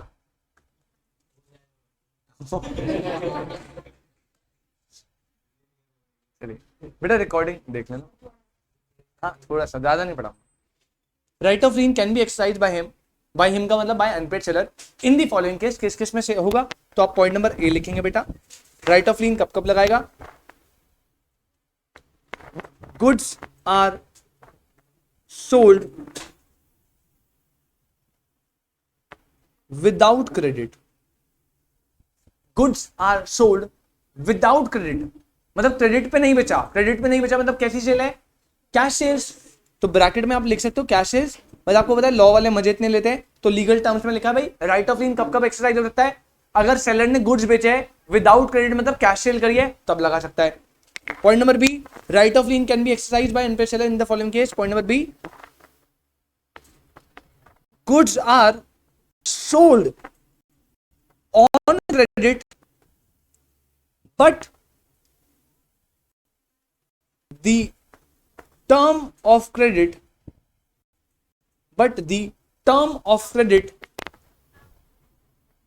has expired। पहला, जब गुड सोल्ड हुए विदाउट क्रेडिट पे मतलब कैश सेल है, राइट ऑफ लीन लग जाएगा। सेकंड, गुड सोल्ड हुए मतलब क्रेडिट पे, लेकिन क्रेडिट पीरियड जो है वो क्या हो गया? एक्सपायर्ड। आपको बोला था 2 महीने तक पेमेंट करनी है और 2 महीने बाद तक आपने पेमेंट नहीं करी, तो कहीं ना कहीं आपने अनपेड सेलर बना दिया उसे। उस केस में वो राइट ऑफ लीन लगा सकता है क्या? लगा सकता है। और last point number 3, buyer becomes insolvent. भाई अगर आज के दिन मैं गुड्स की डिलीवरी करने जा ही रहा था, बस निकल ही रहा था घर से गुड्स लेके, एकदम से मुझे पता लग गया बायर इंसॉल्वेंट हो गया, तो बेटा मुझे पक्का पता है अगर मैं गुड्स का पोजीशन उसे दे दूंगा तो क्या मुझे पेमेंट ऑफ प्राइस मिलेगा? नहीं। तो मैं क्यों पोजीशन दूंगा? मैं पोजीशन को क्या कर लूंगा? रिटेन। क्या कर लूंगा? रिटेन ही तो करूंगा ना, क्योंकि मेरे पास ही है और अब मैं ही रखूंगा। खुद बताएगा बायर, हेलो भाई इंसॉल्वेंट हो गया। हम अज्यूम कर रहे हैं ना, प्रैक्टिकल लाइफ में तो भाई चलता है अलग, थ्योरेटिकल लाइफ में सब अच्छे बच्चे मेरी तरह तेरी तरह नहीं है। तो मैं तो बता देता हूँ भाई बहुत अच्छा हूं, ठीक है। राइट ऑफ लीन कब कब एक्सरसाइज हो सकता है? 3 केसेस बता दिए। Good sold on credit, credit period expired हो जाता है। Point number 2, good sold cash sales में मतलब विदाउट क्रेडिट। और थर्ड, अगर बायर क्या हो गया? इंस्टॉलमेंट। तीनों ही केसेस में राइट ऑफ लीन लग सकता है बाय द अनपेड सेलर। कितने पॉइंट हो गए बेटा? 2 पॉइंट हो गए ना। नेक्स्ट आओ। नहीं 2, अच्छा वैसे 2 हो गए ना, मजे ले रहे हो क्या? आप भी। Point number 3,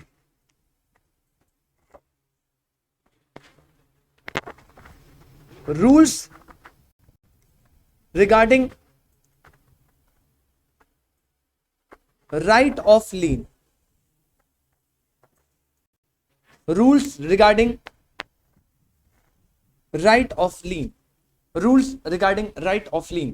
Right of lien के रिगार्डिंग क्या रूल्स है उसके बारे में बोल रहा है। रूल्स मैंने आपको बता दिए भैया। राइट ऑफ लीन अगर आपको सेलर को लगाना है तो सेलर के पास क्या होना चाहिए, पोजेशन ऑफ द गुड्स। क्या होना चाहिए, पहला rule, possession of the goods किसके पास होना चाहिए, सेलर के पास। सेकंड रूल, अगर possession of the goods lost हो गया सेलर से तो क्या वो राइट ऑफ लीन लगा पाएगा। सर राइट ऑफ लीन का मतलब क्या है, पोजेशन को रिटेन करना। अगर आपके पास से पोजेशन चला गया तो आप पोजेशन को रिटेन नहीं करोगे, रीगेन करोगे। तो कुछ भी करो राइट ऑफ लीन तो लॉस्ट हो गया ना। तो दो रूल निकले, पहला पोजेशन सेलर के पास होना चाहिए। सेकंड रूल ने बोला अगर पोजेशन लॉस्ट तो राइट ऑफ लीन लॉस्ट। तो इन दो रूल को लिखते हैं। सबसे पहला point number A,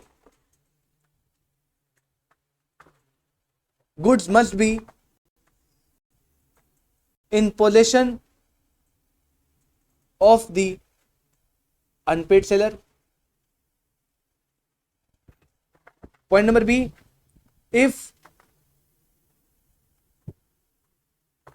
possession of the goods lost, it means seller lost the right of lien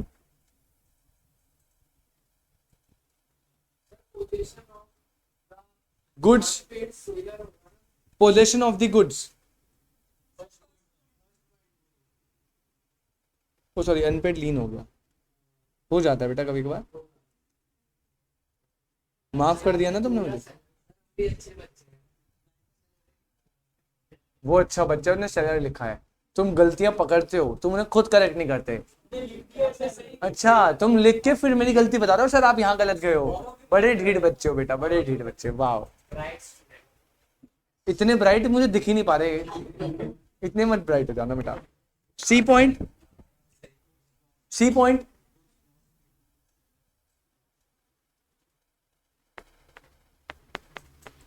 seller reserve right of disposal. ये जब हम आगे थर्ड राइट पढ़ेंगे ना, राइट ऑफ रीसेल, तब आपको बिल्कुल 100% अच्छे से समझ आ जाएगा। बट अगर आपको याद हो मैंने बताया था दो केस में right of disposal reserve deemed माना जाता है। पहला पेमेंट ऑफ प्राइस नहीं मिली और बीआर क्या हो गया, डिसऑनर। तो राइट ऑफ लीन के रूल बता दिए। पहला भैया पोजेशन सेलर के पास होना चाहिए। दूसरा पोजेशन लॉस्ट, इसका मतलब क्या है, राइट ऑफ लीन लॉस्ट। और तीसरा राइट ऑफ लीन लगाने के लिए भैया आपके पास आपने रिजर्व करना चाहिए क्या, राइट ऑफ डिस्पोजल। और भाई पेमेंट ऑफ प्राइस नहीं मिला तो रिजर्व कराओ या ना कराओ, डीम्ड है कि क्या हुआ होगा, रिजर्व। तो थर्ड वाला रूल तो थोड़ा एम ही फालतू में दे दिया, क्योंकि पेमेंट ऑफ प्राइस के केस में तो डीम्ड माना गया था ना कि रिजर्व होगा ही होगा। कोई दिक्कत बेटा। चलिए कितने पॉइंट हो गए, पॉइंट नंबर 1 2 3। नेक्स्ट है पॉइंट नंबर 4 पे। नेक्स्ट आएंगे पॉइंट नंबर 4 पे। पॉइंट नंबर 4 में आप लिखेंगे unpaid seller loses his right of lien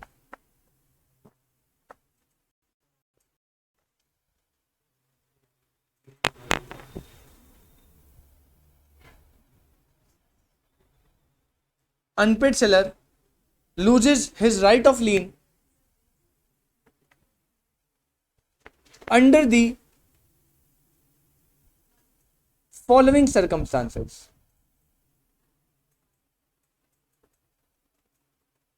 Unpaid seller loses the right of lien under the following circumstances. बेटा सेकंड पॉइंट में मैंने आपको बताया था कब कब राइट ऑफ लीन एक्सरसाइज होगा। थर्ड पॉइंट में मैंने आपको रूल्स बता दिए उसके, और लास्ट पॉइंट में मैं आपको बता रहा हूं अनपेड सेलर कब कब अपना राइट ऑफ लीन लॉस कर जाएगा।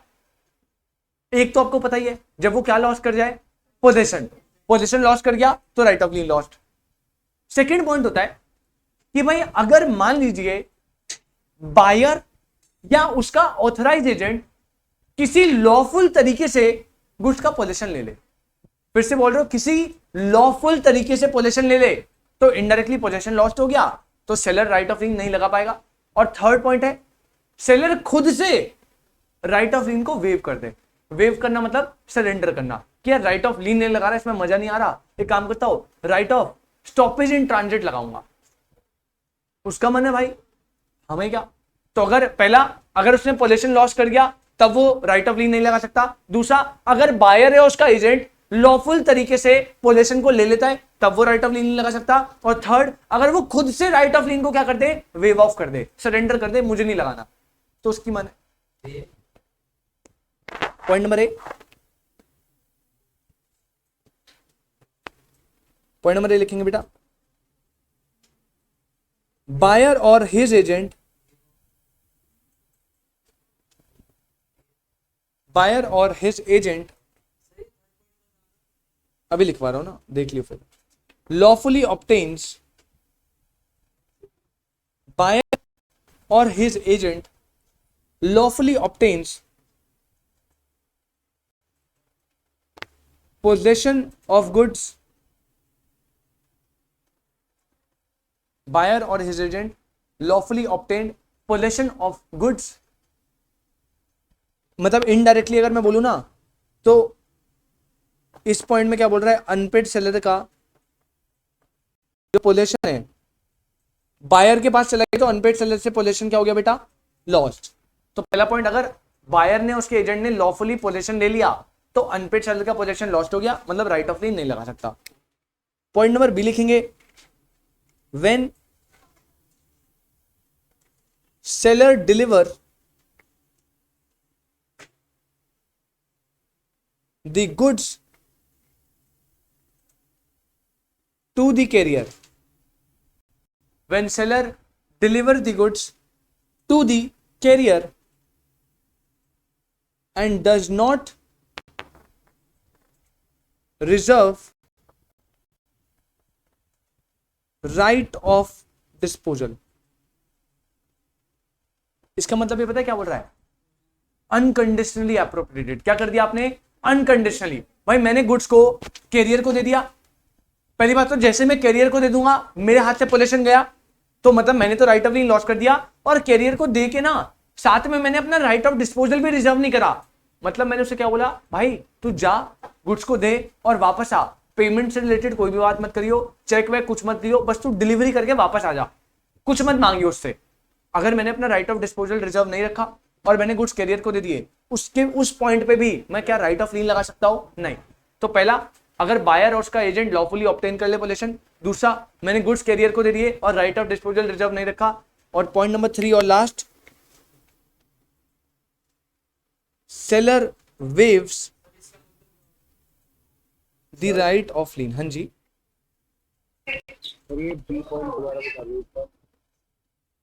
भाई बी पॉइंट दोबारा बता दो, आप कौन बोल रहे हो? अच्छा जतिन भाई, जतिन भाई बी पॉइंट कह रहा है कि सेलर जो है डिलीवर कर रहा है गुड्स टू द कैरियर को और रिजर्व नहीं कर रहा राइट ऑफ डिस्पोजल को। मतलब आपने जो है, सेलर ने बायर को गुड्स डिलीवर करने, डिलीवरी के लिए आपने कैरियर को बोला, कैरियर को दे दिया, तो पहली बात तो पोजीशन आपसे लॉस्ट हुई हो गया, साथ में आपने राइट ऑफ डिस्पोजल को रिजर्व नहीं करवाया। मतलब आपने राइट ऑफ डिस्पोजल को रिजर्व कराने का मतलब क्या था, आपने कंडीशन बता दी कि ये कंडीशन जब तक फुलफिल नहीं हो तब तक ट्रांसफर ऑफ ओनरशिप नहीं होगा। आपने ऐसी कोई कंडीशन नहीं रखी, आपने अनकंडीशनली आपने बस कैरियर को बोला भैया ये ले पोजीशन, तू बायर के घर पर देकर आ, और बिना कुछ सोचे समझे दे आ, कोई कंडीशन नहीं है, कोई पैसे नहीं लेने, कोई कुछ नहीं करना, तू देकर आ जा, कोई दिक्कत नहीं है।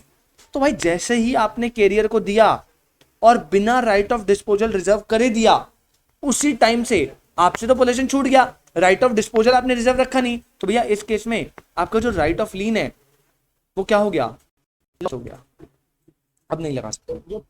देखो बायर के पोर्शन ये या तो ये सेलर से लॉस हो जाता है। मैं समझा नहीं, क्या बोला आपने?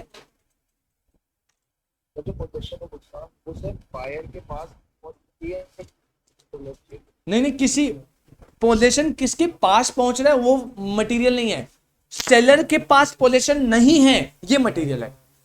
पोजीशन किसी के पास भी जाए भाई, सेलर के हाथ से पोजीशन चला गया, कैरियर के पास चला गया, अब अगर इसे राइट ऑफ डिस्पोजल रिजर्व करा होता तो कैरियर से वापस ले आता, लेकिन राइट ऑफ डिस्पोजल भी आपने रिजर्व नहीं रखा, तो आप स्टॉपेज इन ट्रांजिट लगाओगे इस केस में कि आप कैरियर को कॉल करोगे, बोलोगे भैया वापस ले आ, गुड्स डिलीवर नहीं करने, लेकिन अब राइट ऑफ लीन तो लॉस कर गए जिस पॉइंट पे आपने गुड्स कैरियर को दिए। ठीक है,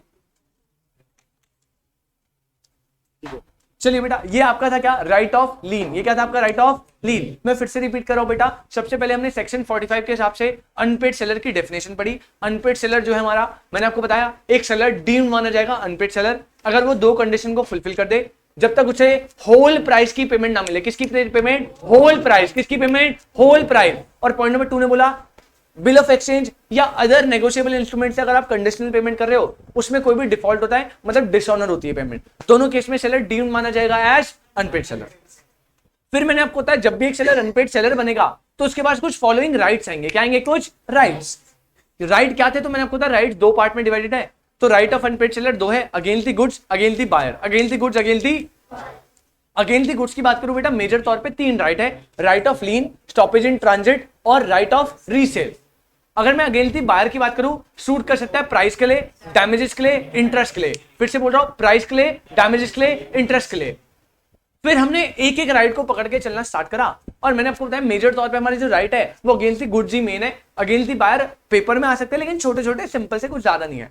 राइट ऑफ लीन की जब मैं बात करता हूं तो मैंने बताया बेटा लीन में बेसिकली बस छोटी सी बात बोली है कि अगर एक सेलर है जो कि अनपेड है तो उसके पास एक राइट है कि वो गुड्स के पोजीशन को रिटेन कर सकता है। क्या कर सकता है? रिटेन। और कब तक ले कर सकता है? जब तक उसे क्या ना मिल जाए? Payment of price. क्या ना मिल जाए? Payment of.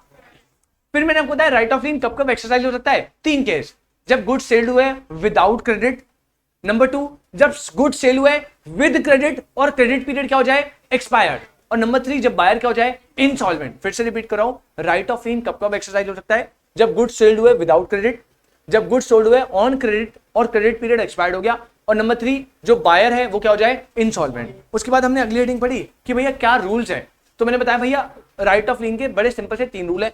रूल नंबर 1 है कि भैया आपको जो है पोजीशन किसके पास होना चाहिए? सेलर के पास। पोजीशन किसके पास होना चाहिए? सेलर के पास। पॉइंट नंबर 2 ने बोला अगर पोजीशन सेलर से लॉस्ट तो राइट ऑफ लीन भी क्या? लॉस्ट। और पॉइंट नंबर 3 सेलर को रिजर्व करना अपना क्या? Right of disposal. फिर मैंने अगली हेडिंग में आपको पढ़ाया कब कब जो सेलर का राइट ऑफ लीन है वो खत्म हो जाता है, कब कब लॉस हो जाता है। तो उसमें भी बड़े सिंपल से 3 केस है। अगर बायर या उसका एजेंट लॉफुल तरीके से पोजीशन ले ले, पोजीशन बायर के पास आ गया मतलब सेलर के पास पोजीशन क्या हो गया? लॉस।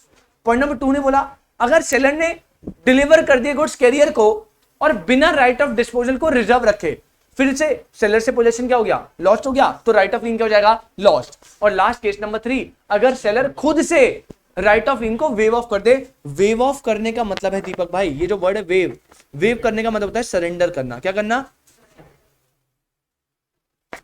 आपको याद है इंप्लाइड कंडीशंस को हम वॉलंटरी ट्रीट कर सकते थे, उसके लिए मैंने आपको 3-4 केसेस बताए थे।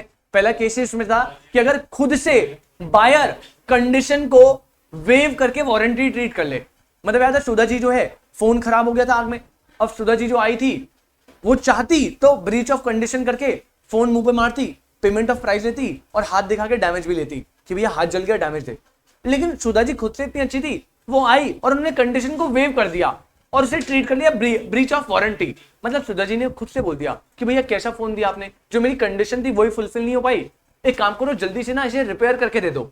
अब सुधा जी के सेंटेंस से अपने आप ये दिख रहा है कि वो चाहती तो पेमेंट ऑफ प्राइस भी वापस लेती कॉन्ट्रैक्ट रेपुटेट करके और डैमेजेस भी क्लेम करती, लेकिन उन्होंने कॉन्ट्रैक्ट रेपुटेट नहीं करा, सिर्फ क्या क्लेम करे? डैमेजेस। तो मतलब उन्होंने कंडीशन को वेव करके क्या ट्रीट कर लिया? खुद से कोई प्रेशर नहीं अपने दिल से। तो भैया कई बार सेलर खुद से राइट ऑफ लीन को छोड़ देता है, कहते हैं मैं पोजीशन रिटेन नहीं कर रहा, देख लेंगे बाद में, मन नहीं है उसका, कोई दिक्कत? पक्की बात? यहां तक आपको कोई भी डाउट तो बेटा बताएंगे, वरना आप मेरे साथ सेकंड पॉइंट लिखेंगे, right of stoppage in transit. यहां तक अगर आपको कोई भी दिक्कत है आप मुझे बिना किसी परेशानी के बता सकते हैं, वरना हम अगला पॉइंट नंबर 2 लिखेंगे बेटा।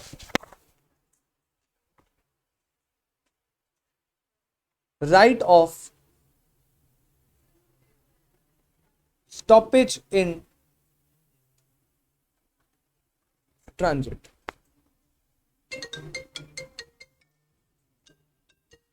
Right of stoppage in transit.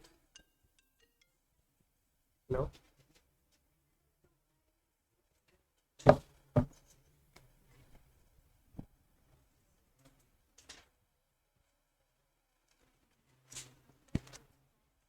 जरा समझने की कोशिश करते हैं बड़े ध्यान से। क्या हो गया भाई?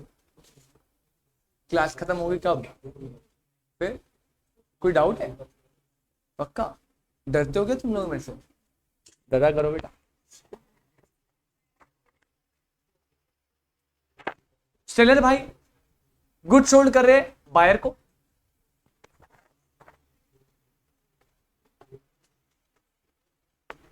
ये जो है हाईवे है दिल्ली से मुंबई तक का, गुड्स जाने हैं, सेलर दिल्ली में है, बायर मुंबई में। बेटा राइट ऑफ लीन में पता क्या हो रहा था? राइट ऑफ लीन में अगर मैं थोड़ा ऐसे बनाऊं स्टोरी टाइप, तो सेलर ने सामान उठाया था, वो सीढ़ियां उतर रहा था कैरियर को देने के लिए ताकि गुड्स सस्ते से चले जाए अपना मस्त एकदम। लेकिन राइट ऑफ लीन में ना उसी टाइम जब वो सामान नीचे उतार ही था, गुड्स उसके हाथ में थे, उसी टाइम पे बायर इंसॉल्वेंट हो गया या कोई भी चीज हो गई, उसे पता लग गया कि मैं अनपेड सेलर हूं। उसने जो बॉक्स था गुड्स का वो हाथ से ही ना सीढ़ियां उतर रहा था ना, उल्टा होकर सीढ़ी चढ़ गया और घर पे संभाल दिए। राइट ऑफ लीन में पोजेशन क्या हो रहा था? रिटेन। पोजेशन क्या हो रहा था? रिटेन क्यों हो रहा था? क्योंकि पोजेशन कभी सेलर के एंड से लॉस्ट ही नहीं हुआ था, तो भैया जो लॉस्ट ही नहीं हुआ उसे वो अपने पास ही रख रहा है, रिटेन कर रहा है। लेकिन अगर ध्यान से सुनना, लेकिन अगर कभी सेलर राइट ऑफ लीन को लॉस्ट कर जाता है, राइट ऑफ लीन कब कब लॉस्ट होगा अभी हमने पढ़ लिया। अब तीनों में से कुछ भी okay right of lien lost हो गया। राइट ऑफ लीन क्या हो गया? अनपेड सेलर के पास सेकंड राइट आता है which is right of stoppage in transit. Sir मान लेते हैं यहां पे आप सेकंड पॉइंट देख रहे हो, ये वाला कह रहा है when seller deliver the goods to the carrier and does not reserve right of disposal. इस केस में राइट ऑफ लीन तो लॉस्ट हो गया। तो भैया इसने करा क्या? सेलर ने ये ट्रक लग रहा है? नहीं लग रहा बेटा, इससे अच्छी ड्राइंग नहीं मिलेगी इतने बजट में, इतना ही बजट है मेरा। ये ट्रक है भाई, ये हमारा कैरियर है, ये खिड़की से यहां बंदा भी खड़ा है, पर ये खिड़की से बाहर क्यों पूरा बंदा आ रहा है? पैर भी दिख रहा है। हाँ, हम अज्यूम कर रहे हैं उसमें गेट जो है ट्रक का वो निकला हुआ है, पूरा दिख रहा है, एकदम ट्रांसपेरेंसी वाला काम करते हैं ना, मैं छुपाते नहीं कुछ, तो एकदम मस्त। अब इसने क्या करा भाई सेलर ने? मैं फिर से कंडीशन बता रहा हूं बेटा। कंडीशन सबसे पहली है right of stoppage in transit की, कि राइट ऑफ लीन जो है वो क्या होना चाहिए? क्योंकि सर अगर राइट ऑफ लीन अवेलेबल है तो आप पोजीशन को रिटेन ही तो करोगे ना। अगर राइट ऑफ लीन अवेलेबल है तो सेकंड राइट लगाओगे पहले या फर्स्ट राइट? First right. तो due to any of the reasons अगर अनपेड सेलर का राइट ऑफ लीन लॉस्ट हो जाता है तो उसके पास सेकंड राइट आता है right of stoppage in transit. आपको वर्ड से पता लग रहा है, स्टॉपेज इन ट्रांजिट। ट्रांजिट मतलब रास्ता, और रास्ते में आप क्या कर रहे हो? रोक रहे हो। मतलब मस्त एकदम सेलर बाइक में जाएगा हीरो की तरह और भगाते हुए ट्रक के आगे लगा देगा, गुड्स रोको है। अब मैं मूवी बना रहा हूं ना। हाँ भाई बोल। तो इसमें वो एग्जांपल कैसा आया फिर वो वेट वाला? कैसा वाला भाई?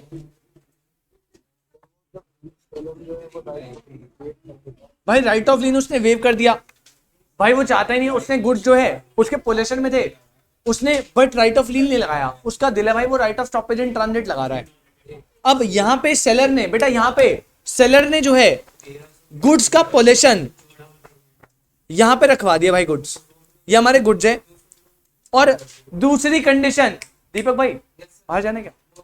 दूसरी कंडीशन, पहला राइट ऑफ लीन लॉस्ट हो गया, दूसरी कंडीशन जो गुड्स है बेटा, गुड्स किस में? In transit. गुड्स किस में? इन, मतलब सेलर के एंड से निकल गए हैं और बायर तक पहुंचे नहीं है। ट्रांजिट क्या है? सेलर के एंड से निकल गए और बायर पे नहीं पहुंचे, वो एरिया जो है, वो पर्टिकुलर जगह जो है, वो टाइम जो है, वो ट्रांजिट वाला टाइम होगा। पहला राइट ऑफ लीन लॉस्ट हो गया। सेकंड, अगर गुड्स ट्रांजिट में है। थर्ड, सेलर कैसा होना चाहिए, अनपेड। सेलर कैसा होना चाहिए, अगर आप सारी कंडीशन को फुलफिल कर रहे हो तो भैया सेलर चाहे ना तो गुड्स को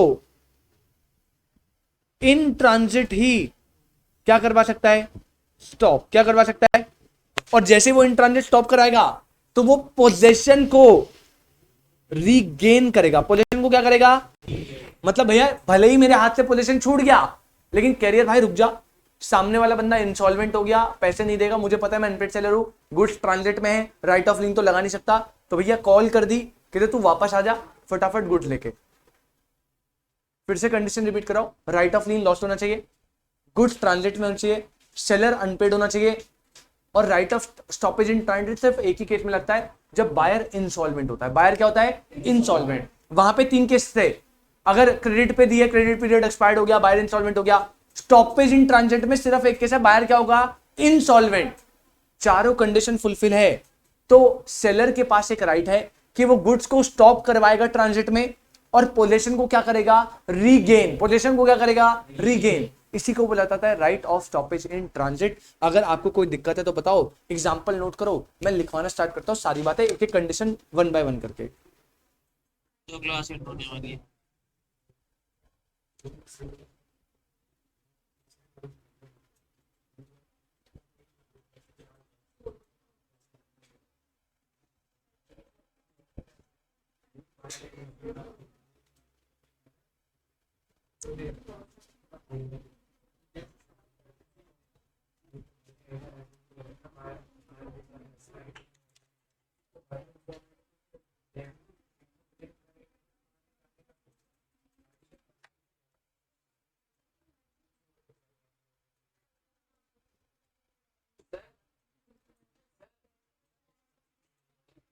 हाँ जी बोलो बोलो,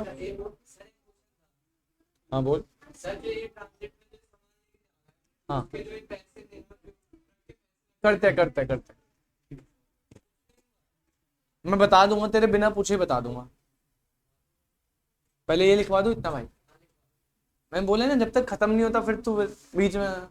हाँ हाँ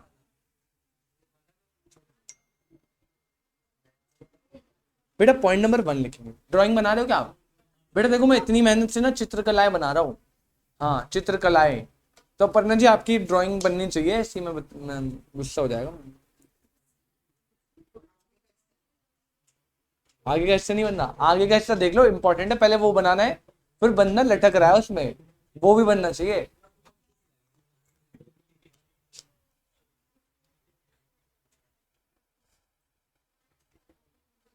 पॉइंट नंबर 1 लिखेंगे बेटा,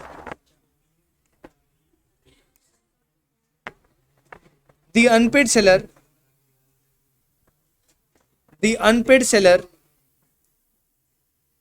can stop the goods in transit. The unpaid seller can stop the goods in transit and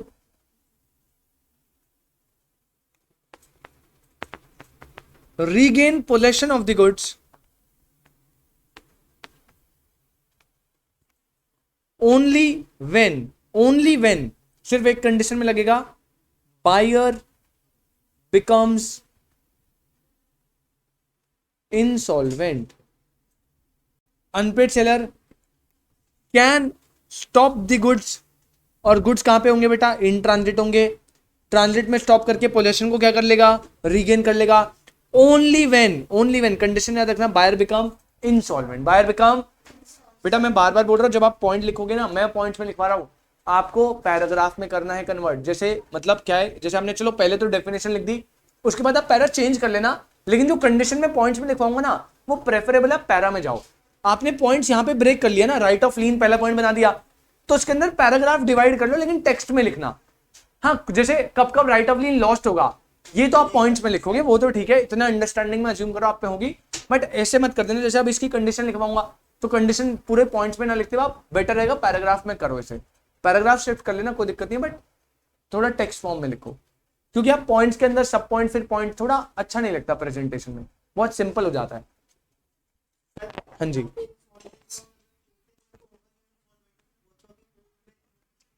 हाँ लिक्विडेटर पूरा वो करेगा यार। इसमें ऑब्वियसली इंसॉल्वेंट उसके बोलने से नहीं होगा, कोर्ट को अनाउंस करना पड़ेगा ना इंसॉल्वेंसी। तो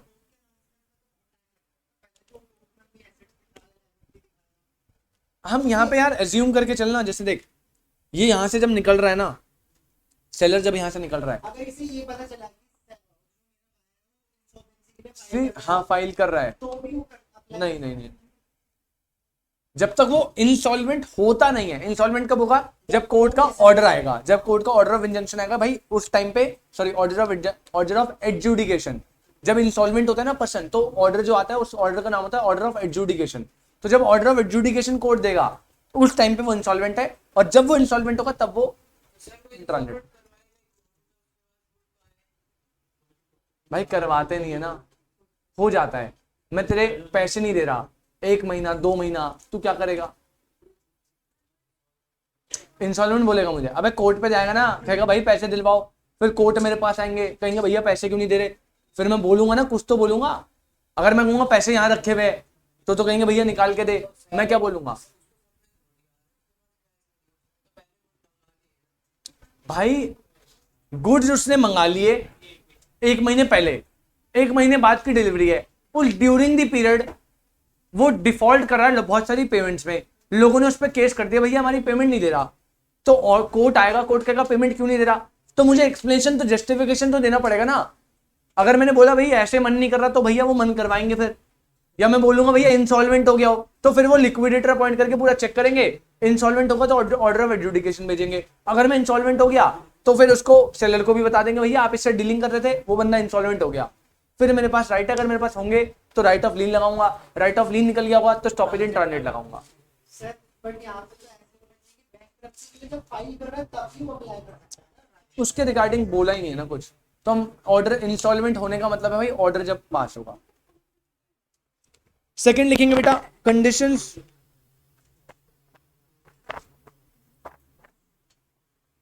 टू एक्सरसाइज। और किसी को कोई दिक्कत? अरे भाई बिंदास पूछने का कोई टेंशन नहीं है। अबे घटिया सवालों को मैं खुद बेइज्जती कर दूंगा, कोई दिक्कत नहीं है, बट पूछो, कोई दिक्कत नहीं है, अच्छी बात है, पूछो। Condition to exercise right of stoppage in transit. Right of stoppage in transit कब कब एक्सरसाइज होगा बेटा? तो यहां पे वो बात कर रहे हैं, मैंने आपको सारी कंडीशन बता दी। पहला, seller must be unpaid. Point number 1 है seller must be unpaid. Seller unpaid होगा तभी तो राइट लगाएगा। सेकंड लिखो, seller lost right of lien oblique lost possession. Seller अगर गुड्स का पोजेशन लॉस कर जाता है, यानी राइट ऑफ लीन लॉस कर जाता है, तभी वो सेकंड राइट लगा सकता है, अदरवाइज वो फर्स्ट लगाएगा। Point number 3, buyer become insolvent. और last point number D, goods are in transit. हाँ इसको आप बता सकते हैं कंडीशंस टू बी एक्सरसाइज में। आप ऐसे हेडिंग मत देना कंडीशंस टू बी एक्सरसाइज, आप पैराग्राफ में स्टार्ट कर देना कि अगर आपको right of stoppage in transit लगाना है तो goods must be in transit होने चाहिए। अगर गुड्स ट्रांजिट का ड्यूरेशन बताना पड़ेगा फिर आपको, फिर आप बताओगे कि seller right of lean loss कर जाएगा, क्योंकि अगर राइट ऑफ लीन होगा तो पोजीशन को रिटेन करेगा ना कि रीगेन करेगा। थर्ड, बायर बिकम इंसॉल्वेंट हो जाना चाहिए, और क्या, सेलर अनपेड होना चाहिए। तो इन कंडीशन को आप पैराग्राफ में बताओगे ज्यादा बेटर रहेगा। गुड्स इन ट्रांजिट में एक नोट डाल लो, गुड्स इन ट्रांजिट में एक नोट डाल लो, इस पॉइंट से रिलेटेड है, 4th पॉइंट से। Duration of transit. ट्रांजिट का क्या मतलब है? ड्यूरेशन ऑफ ट्रांजिट आप लिखेंगे from the time delivered to carrier transit का क्या मतलब है? तो कह रहा है जब गुड्स कैरियर को डिलीवर्ड हुए until buyer takes delivery from them, और जब तक बायर ने उनकी डिलीवरी, कैरियर को गुड्स डिलीवर हो गए और जब तक बायर ने डिलीवरी रिसीव नहीं करी, उसके बीच में जो भी है हम उसे ट्रांजिट बोलेंगे, और उसके बीच में वो जब तक है तब तक हम स्टॉपेज इन ट्रांजिट लगा सकते हैं।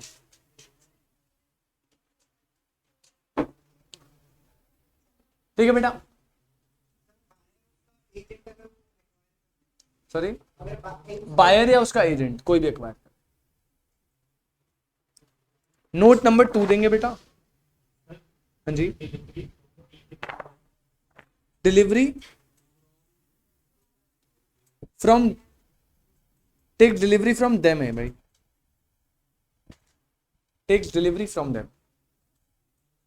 अब दीपक भाई का एक क्वेश्चन था, अगर हमने स्टॉपेज इन ट्रांजिट लगा दिया सेलर ने, तो सर उसकी जो एक्स्ट्रा कॉस्टिंग है वो कौन बेयर करेगा, है ना दीपक भाई?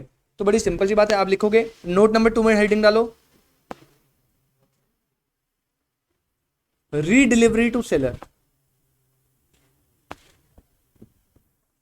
मतलब बेटा स्टॉपेज इन ट्रांजिट लगा के गुड्स को बीच रास्ते में तो रुकवाओगे नहीं, आप कैरियर को कॉल करके क्या बोलोगे, भाई बायर इंस्टॉलमेंट हो गया है, मैं अनपेड सेलर हूं, राइट ऑफ लीन लॉस कर चुका हूं, तो मैं right of stoppage in transit लगा रहा हूं, एक काम कर गुड्स को ट्रांजिट में रोक और वापस से रीडिलीवरी किसको कर, मेरे को। अब बेटा इसमें जितनी भी प्रोसीजर में कॉस्ट आएगी वो किसको बियर करनी पड़ेगी, सेलर को, क्योंकि गुड्स पोजेशन रीगेन कौन कर रहा है, सेलर। तो इस पर्टिकुलर केस में ट्रांजिट में जो भी रीडिलीवरी होगी उसमें जितना भी कॉस्ट होगा वो सारा का सारा कॉस्ट किसका रहेगा, सेलर का। जो भी कॉस्ट रहेगा, जो भी कॉस्ट रहेगा, डबल कॉस्ट मतलब ऐसे तो नहीं होगा भाई 1 लाख रुपए मांग लेगा, जो भी फेयर प्राइस होगा, मान डिस्टेंस के हिसाब से चलता है और टन्स के हिसाब से चलता है, वेट पर डिस्टेंस, वो अलग सिचुएशन हो गई। बाहर से स्टॉपेज इन ट्रांजिट के लिए अमाउंट क्लेम नहीं हो सकती, मैं उसके लिए भी अब ये एक थर्ड नोट लिखवाऊंगा, 1 मिनट को। रीडिलीवरी टू सेलर, भाई यहां पे आप लिखो सबसे पहले जो सेलर है,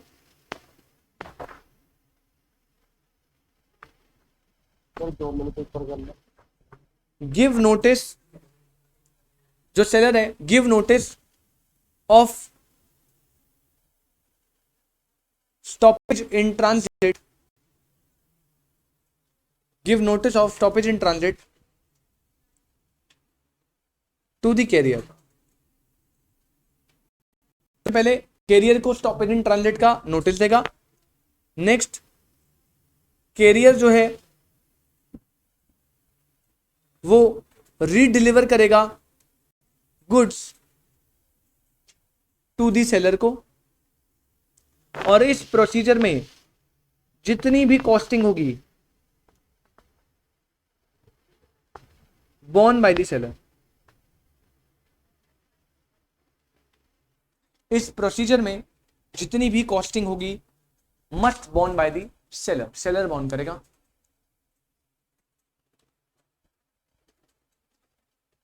और लास्ट और थर्ड सबसे लास्ट वाला point, note number 1, note number 2, एक नोट नंबर 3 भी दे दीजिए आप।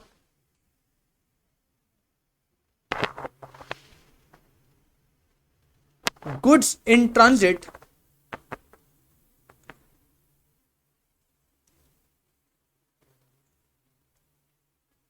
can be stopped, goods in transit can be stopped only for price, goods in transit can be stopped only for price। Sir इसका क्या मतलब है बेटा? मान लीजिए सेलर जो है, यहां ऊपर एग्जांपल में जो गुड्स है ना, गुड्स जो जा रहे हैं ट्रांजिट में, उनकी वैल्यू है 10,000 रुपीज,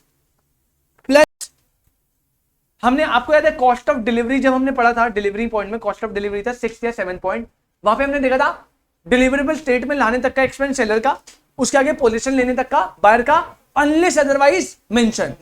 अगर आप कुछ अलग मेंशन कर रहे हो तब तो वही है। तो बेटा मान लो यहां पे ना पहले से ही ये डिसाइडेड था कि सारी कॉस्ट ऑफ डिलीवरी पैकिंग से लेके ट्रांसपोर्टेशन लेके बायर को बियर करनी है। किसको बियर करनी है? एक्सप्रेसली मेंशन था।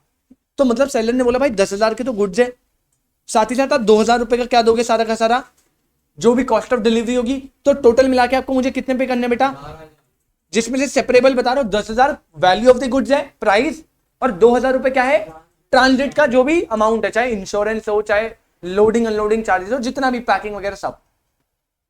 अब बायर ने ना गुड्स ट्रांजिट में राइट ऑफ लीन लॉस्ट हो गया, बायर ने कॉल करके बोला कि मैं भैया सिर्फ 10,000 रुपए दूंगा, 2,000 रुपए नहीं दूंगा। पहले अग्री कर गया था, बाद में फोन पे क्या बोल दिया कि मैं 10,000 रुपए दूंगा, वो जो 2,000 रुपए ना वो नहीं दूंगा।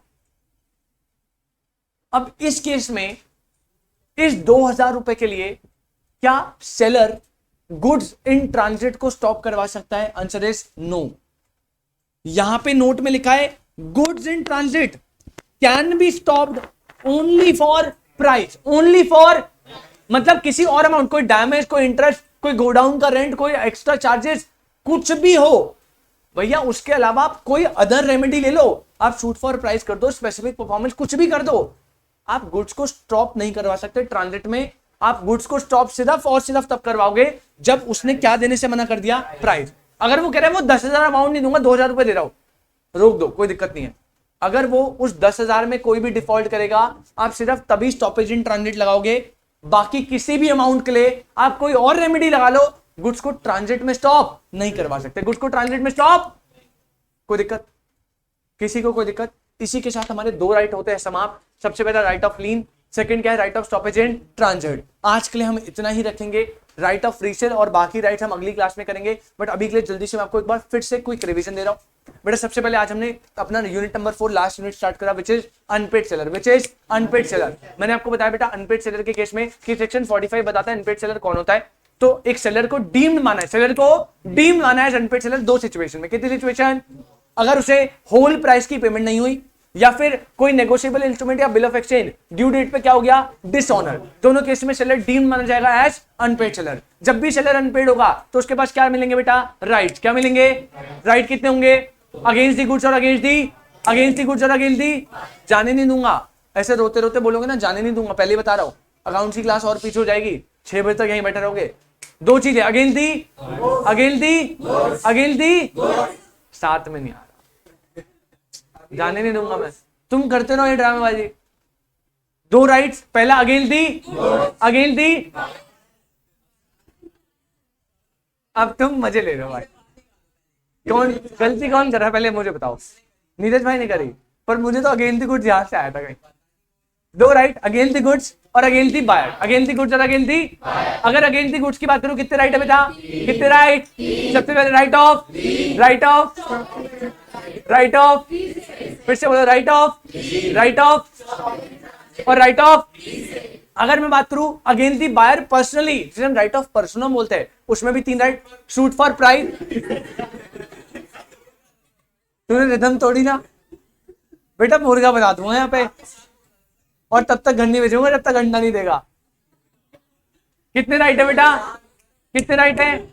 कितने right? 3, shoot for price, shoot for damages, shoot for.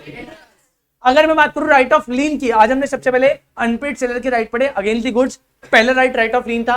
Right of लीन में अनपेड सेलर गुड्स के पोजीशन को क्या कर रहा है, रिटेन। क्या कर रहा है? कब तक ले रिटेन करेगा? जब तक पेमेंट ऑफ प्राइस ना मिल जाए। क्या ना मिल जाए बेटा? राइट ऑफ लीन एक्सरसाइज होता है 3 केस में। अगर गुड्स सोल्ड हुए ऑन क्रेडिट और क्रेडिट पीरियड एक्सपायर्ड हो गया, सेकंड गुड्स सोल्ड हुए विदाउट क्रेडिट मतलब कैशेस, और थर्ड बायर क्या हो गया, इंसॉल्वेंट। बायर क्या हो गया? उसके बाद हमने पढ़ा rules relating to right of lean.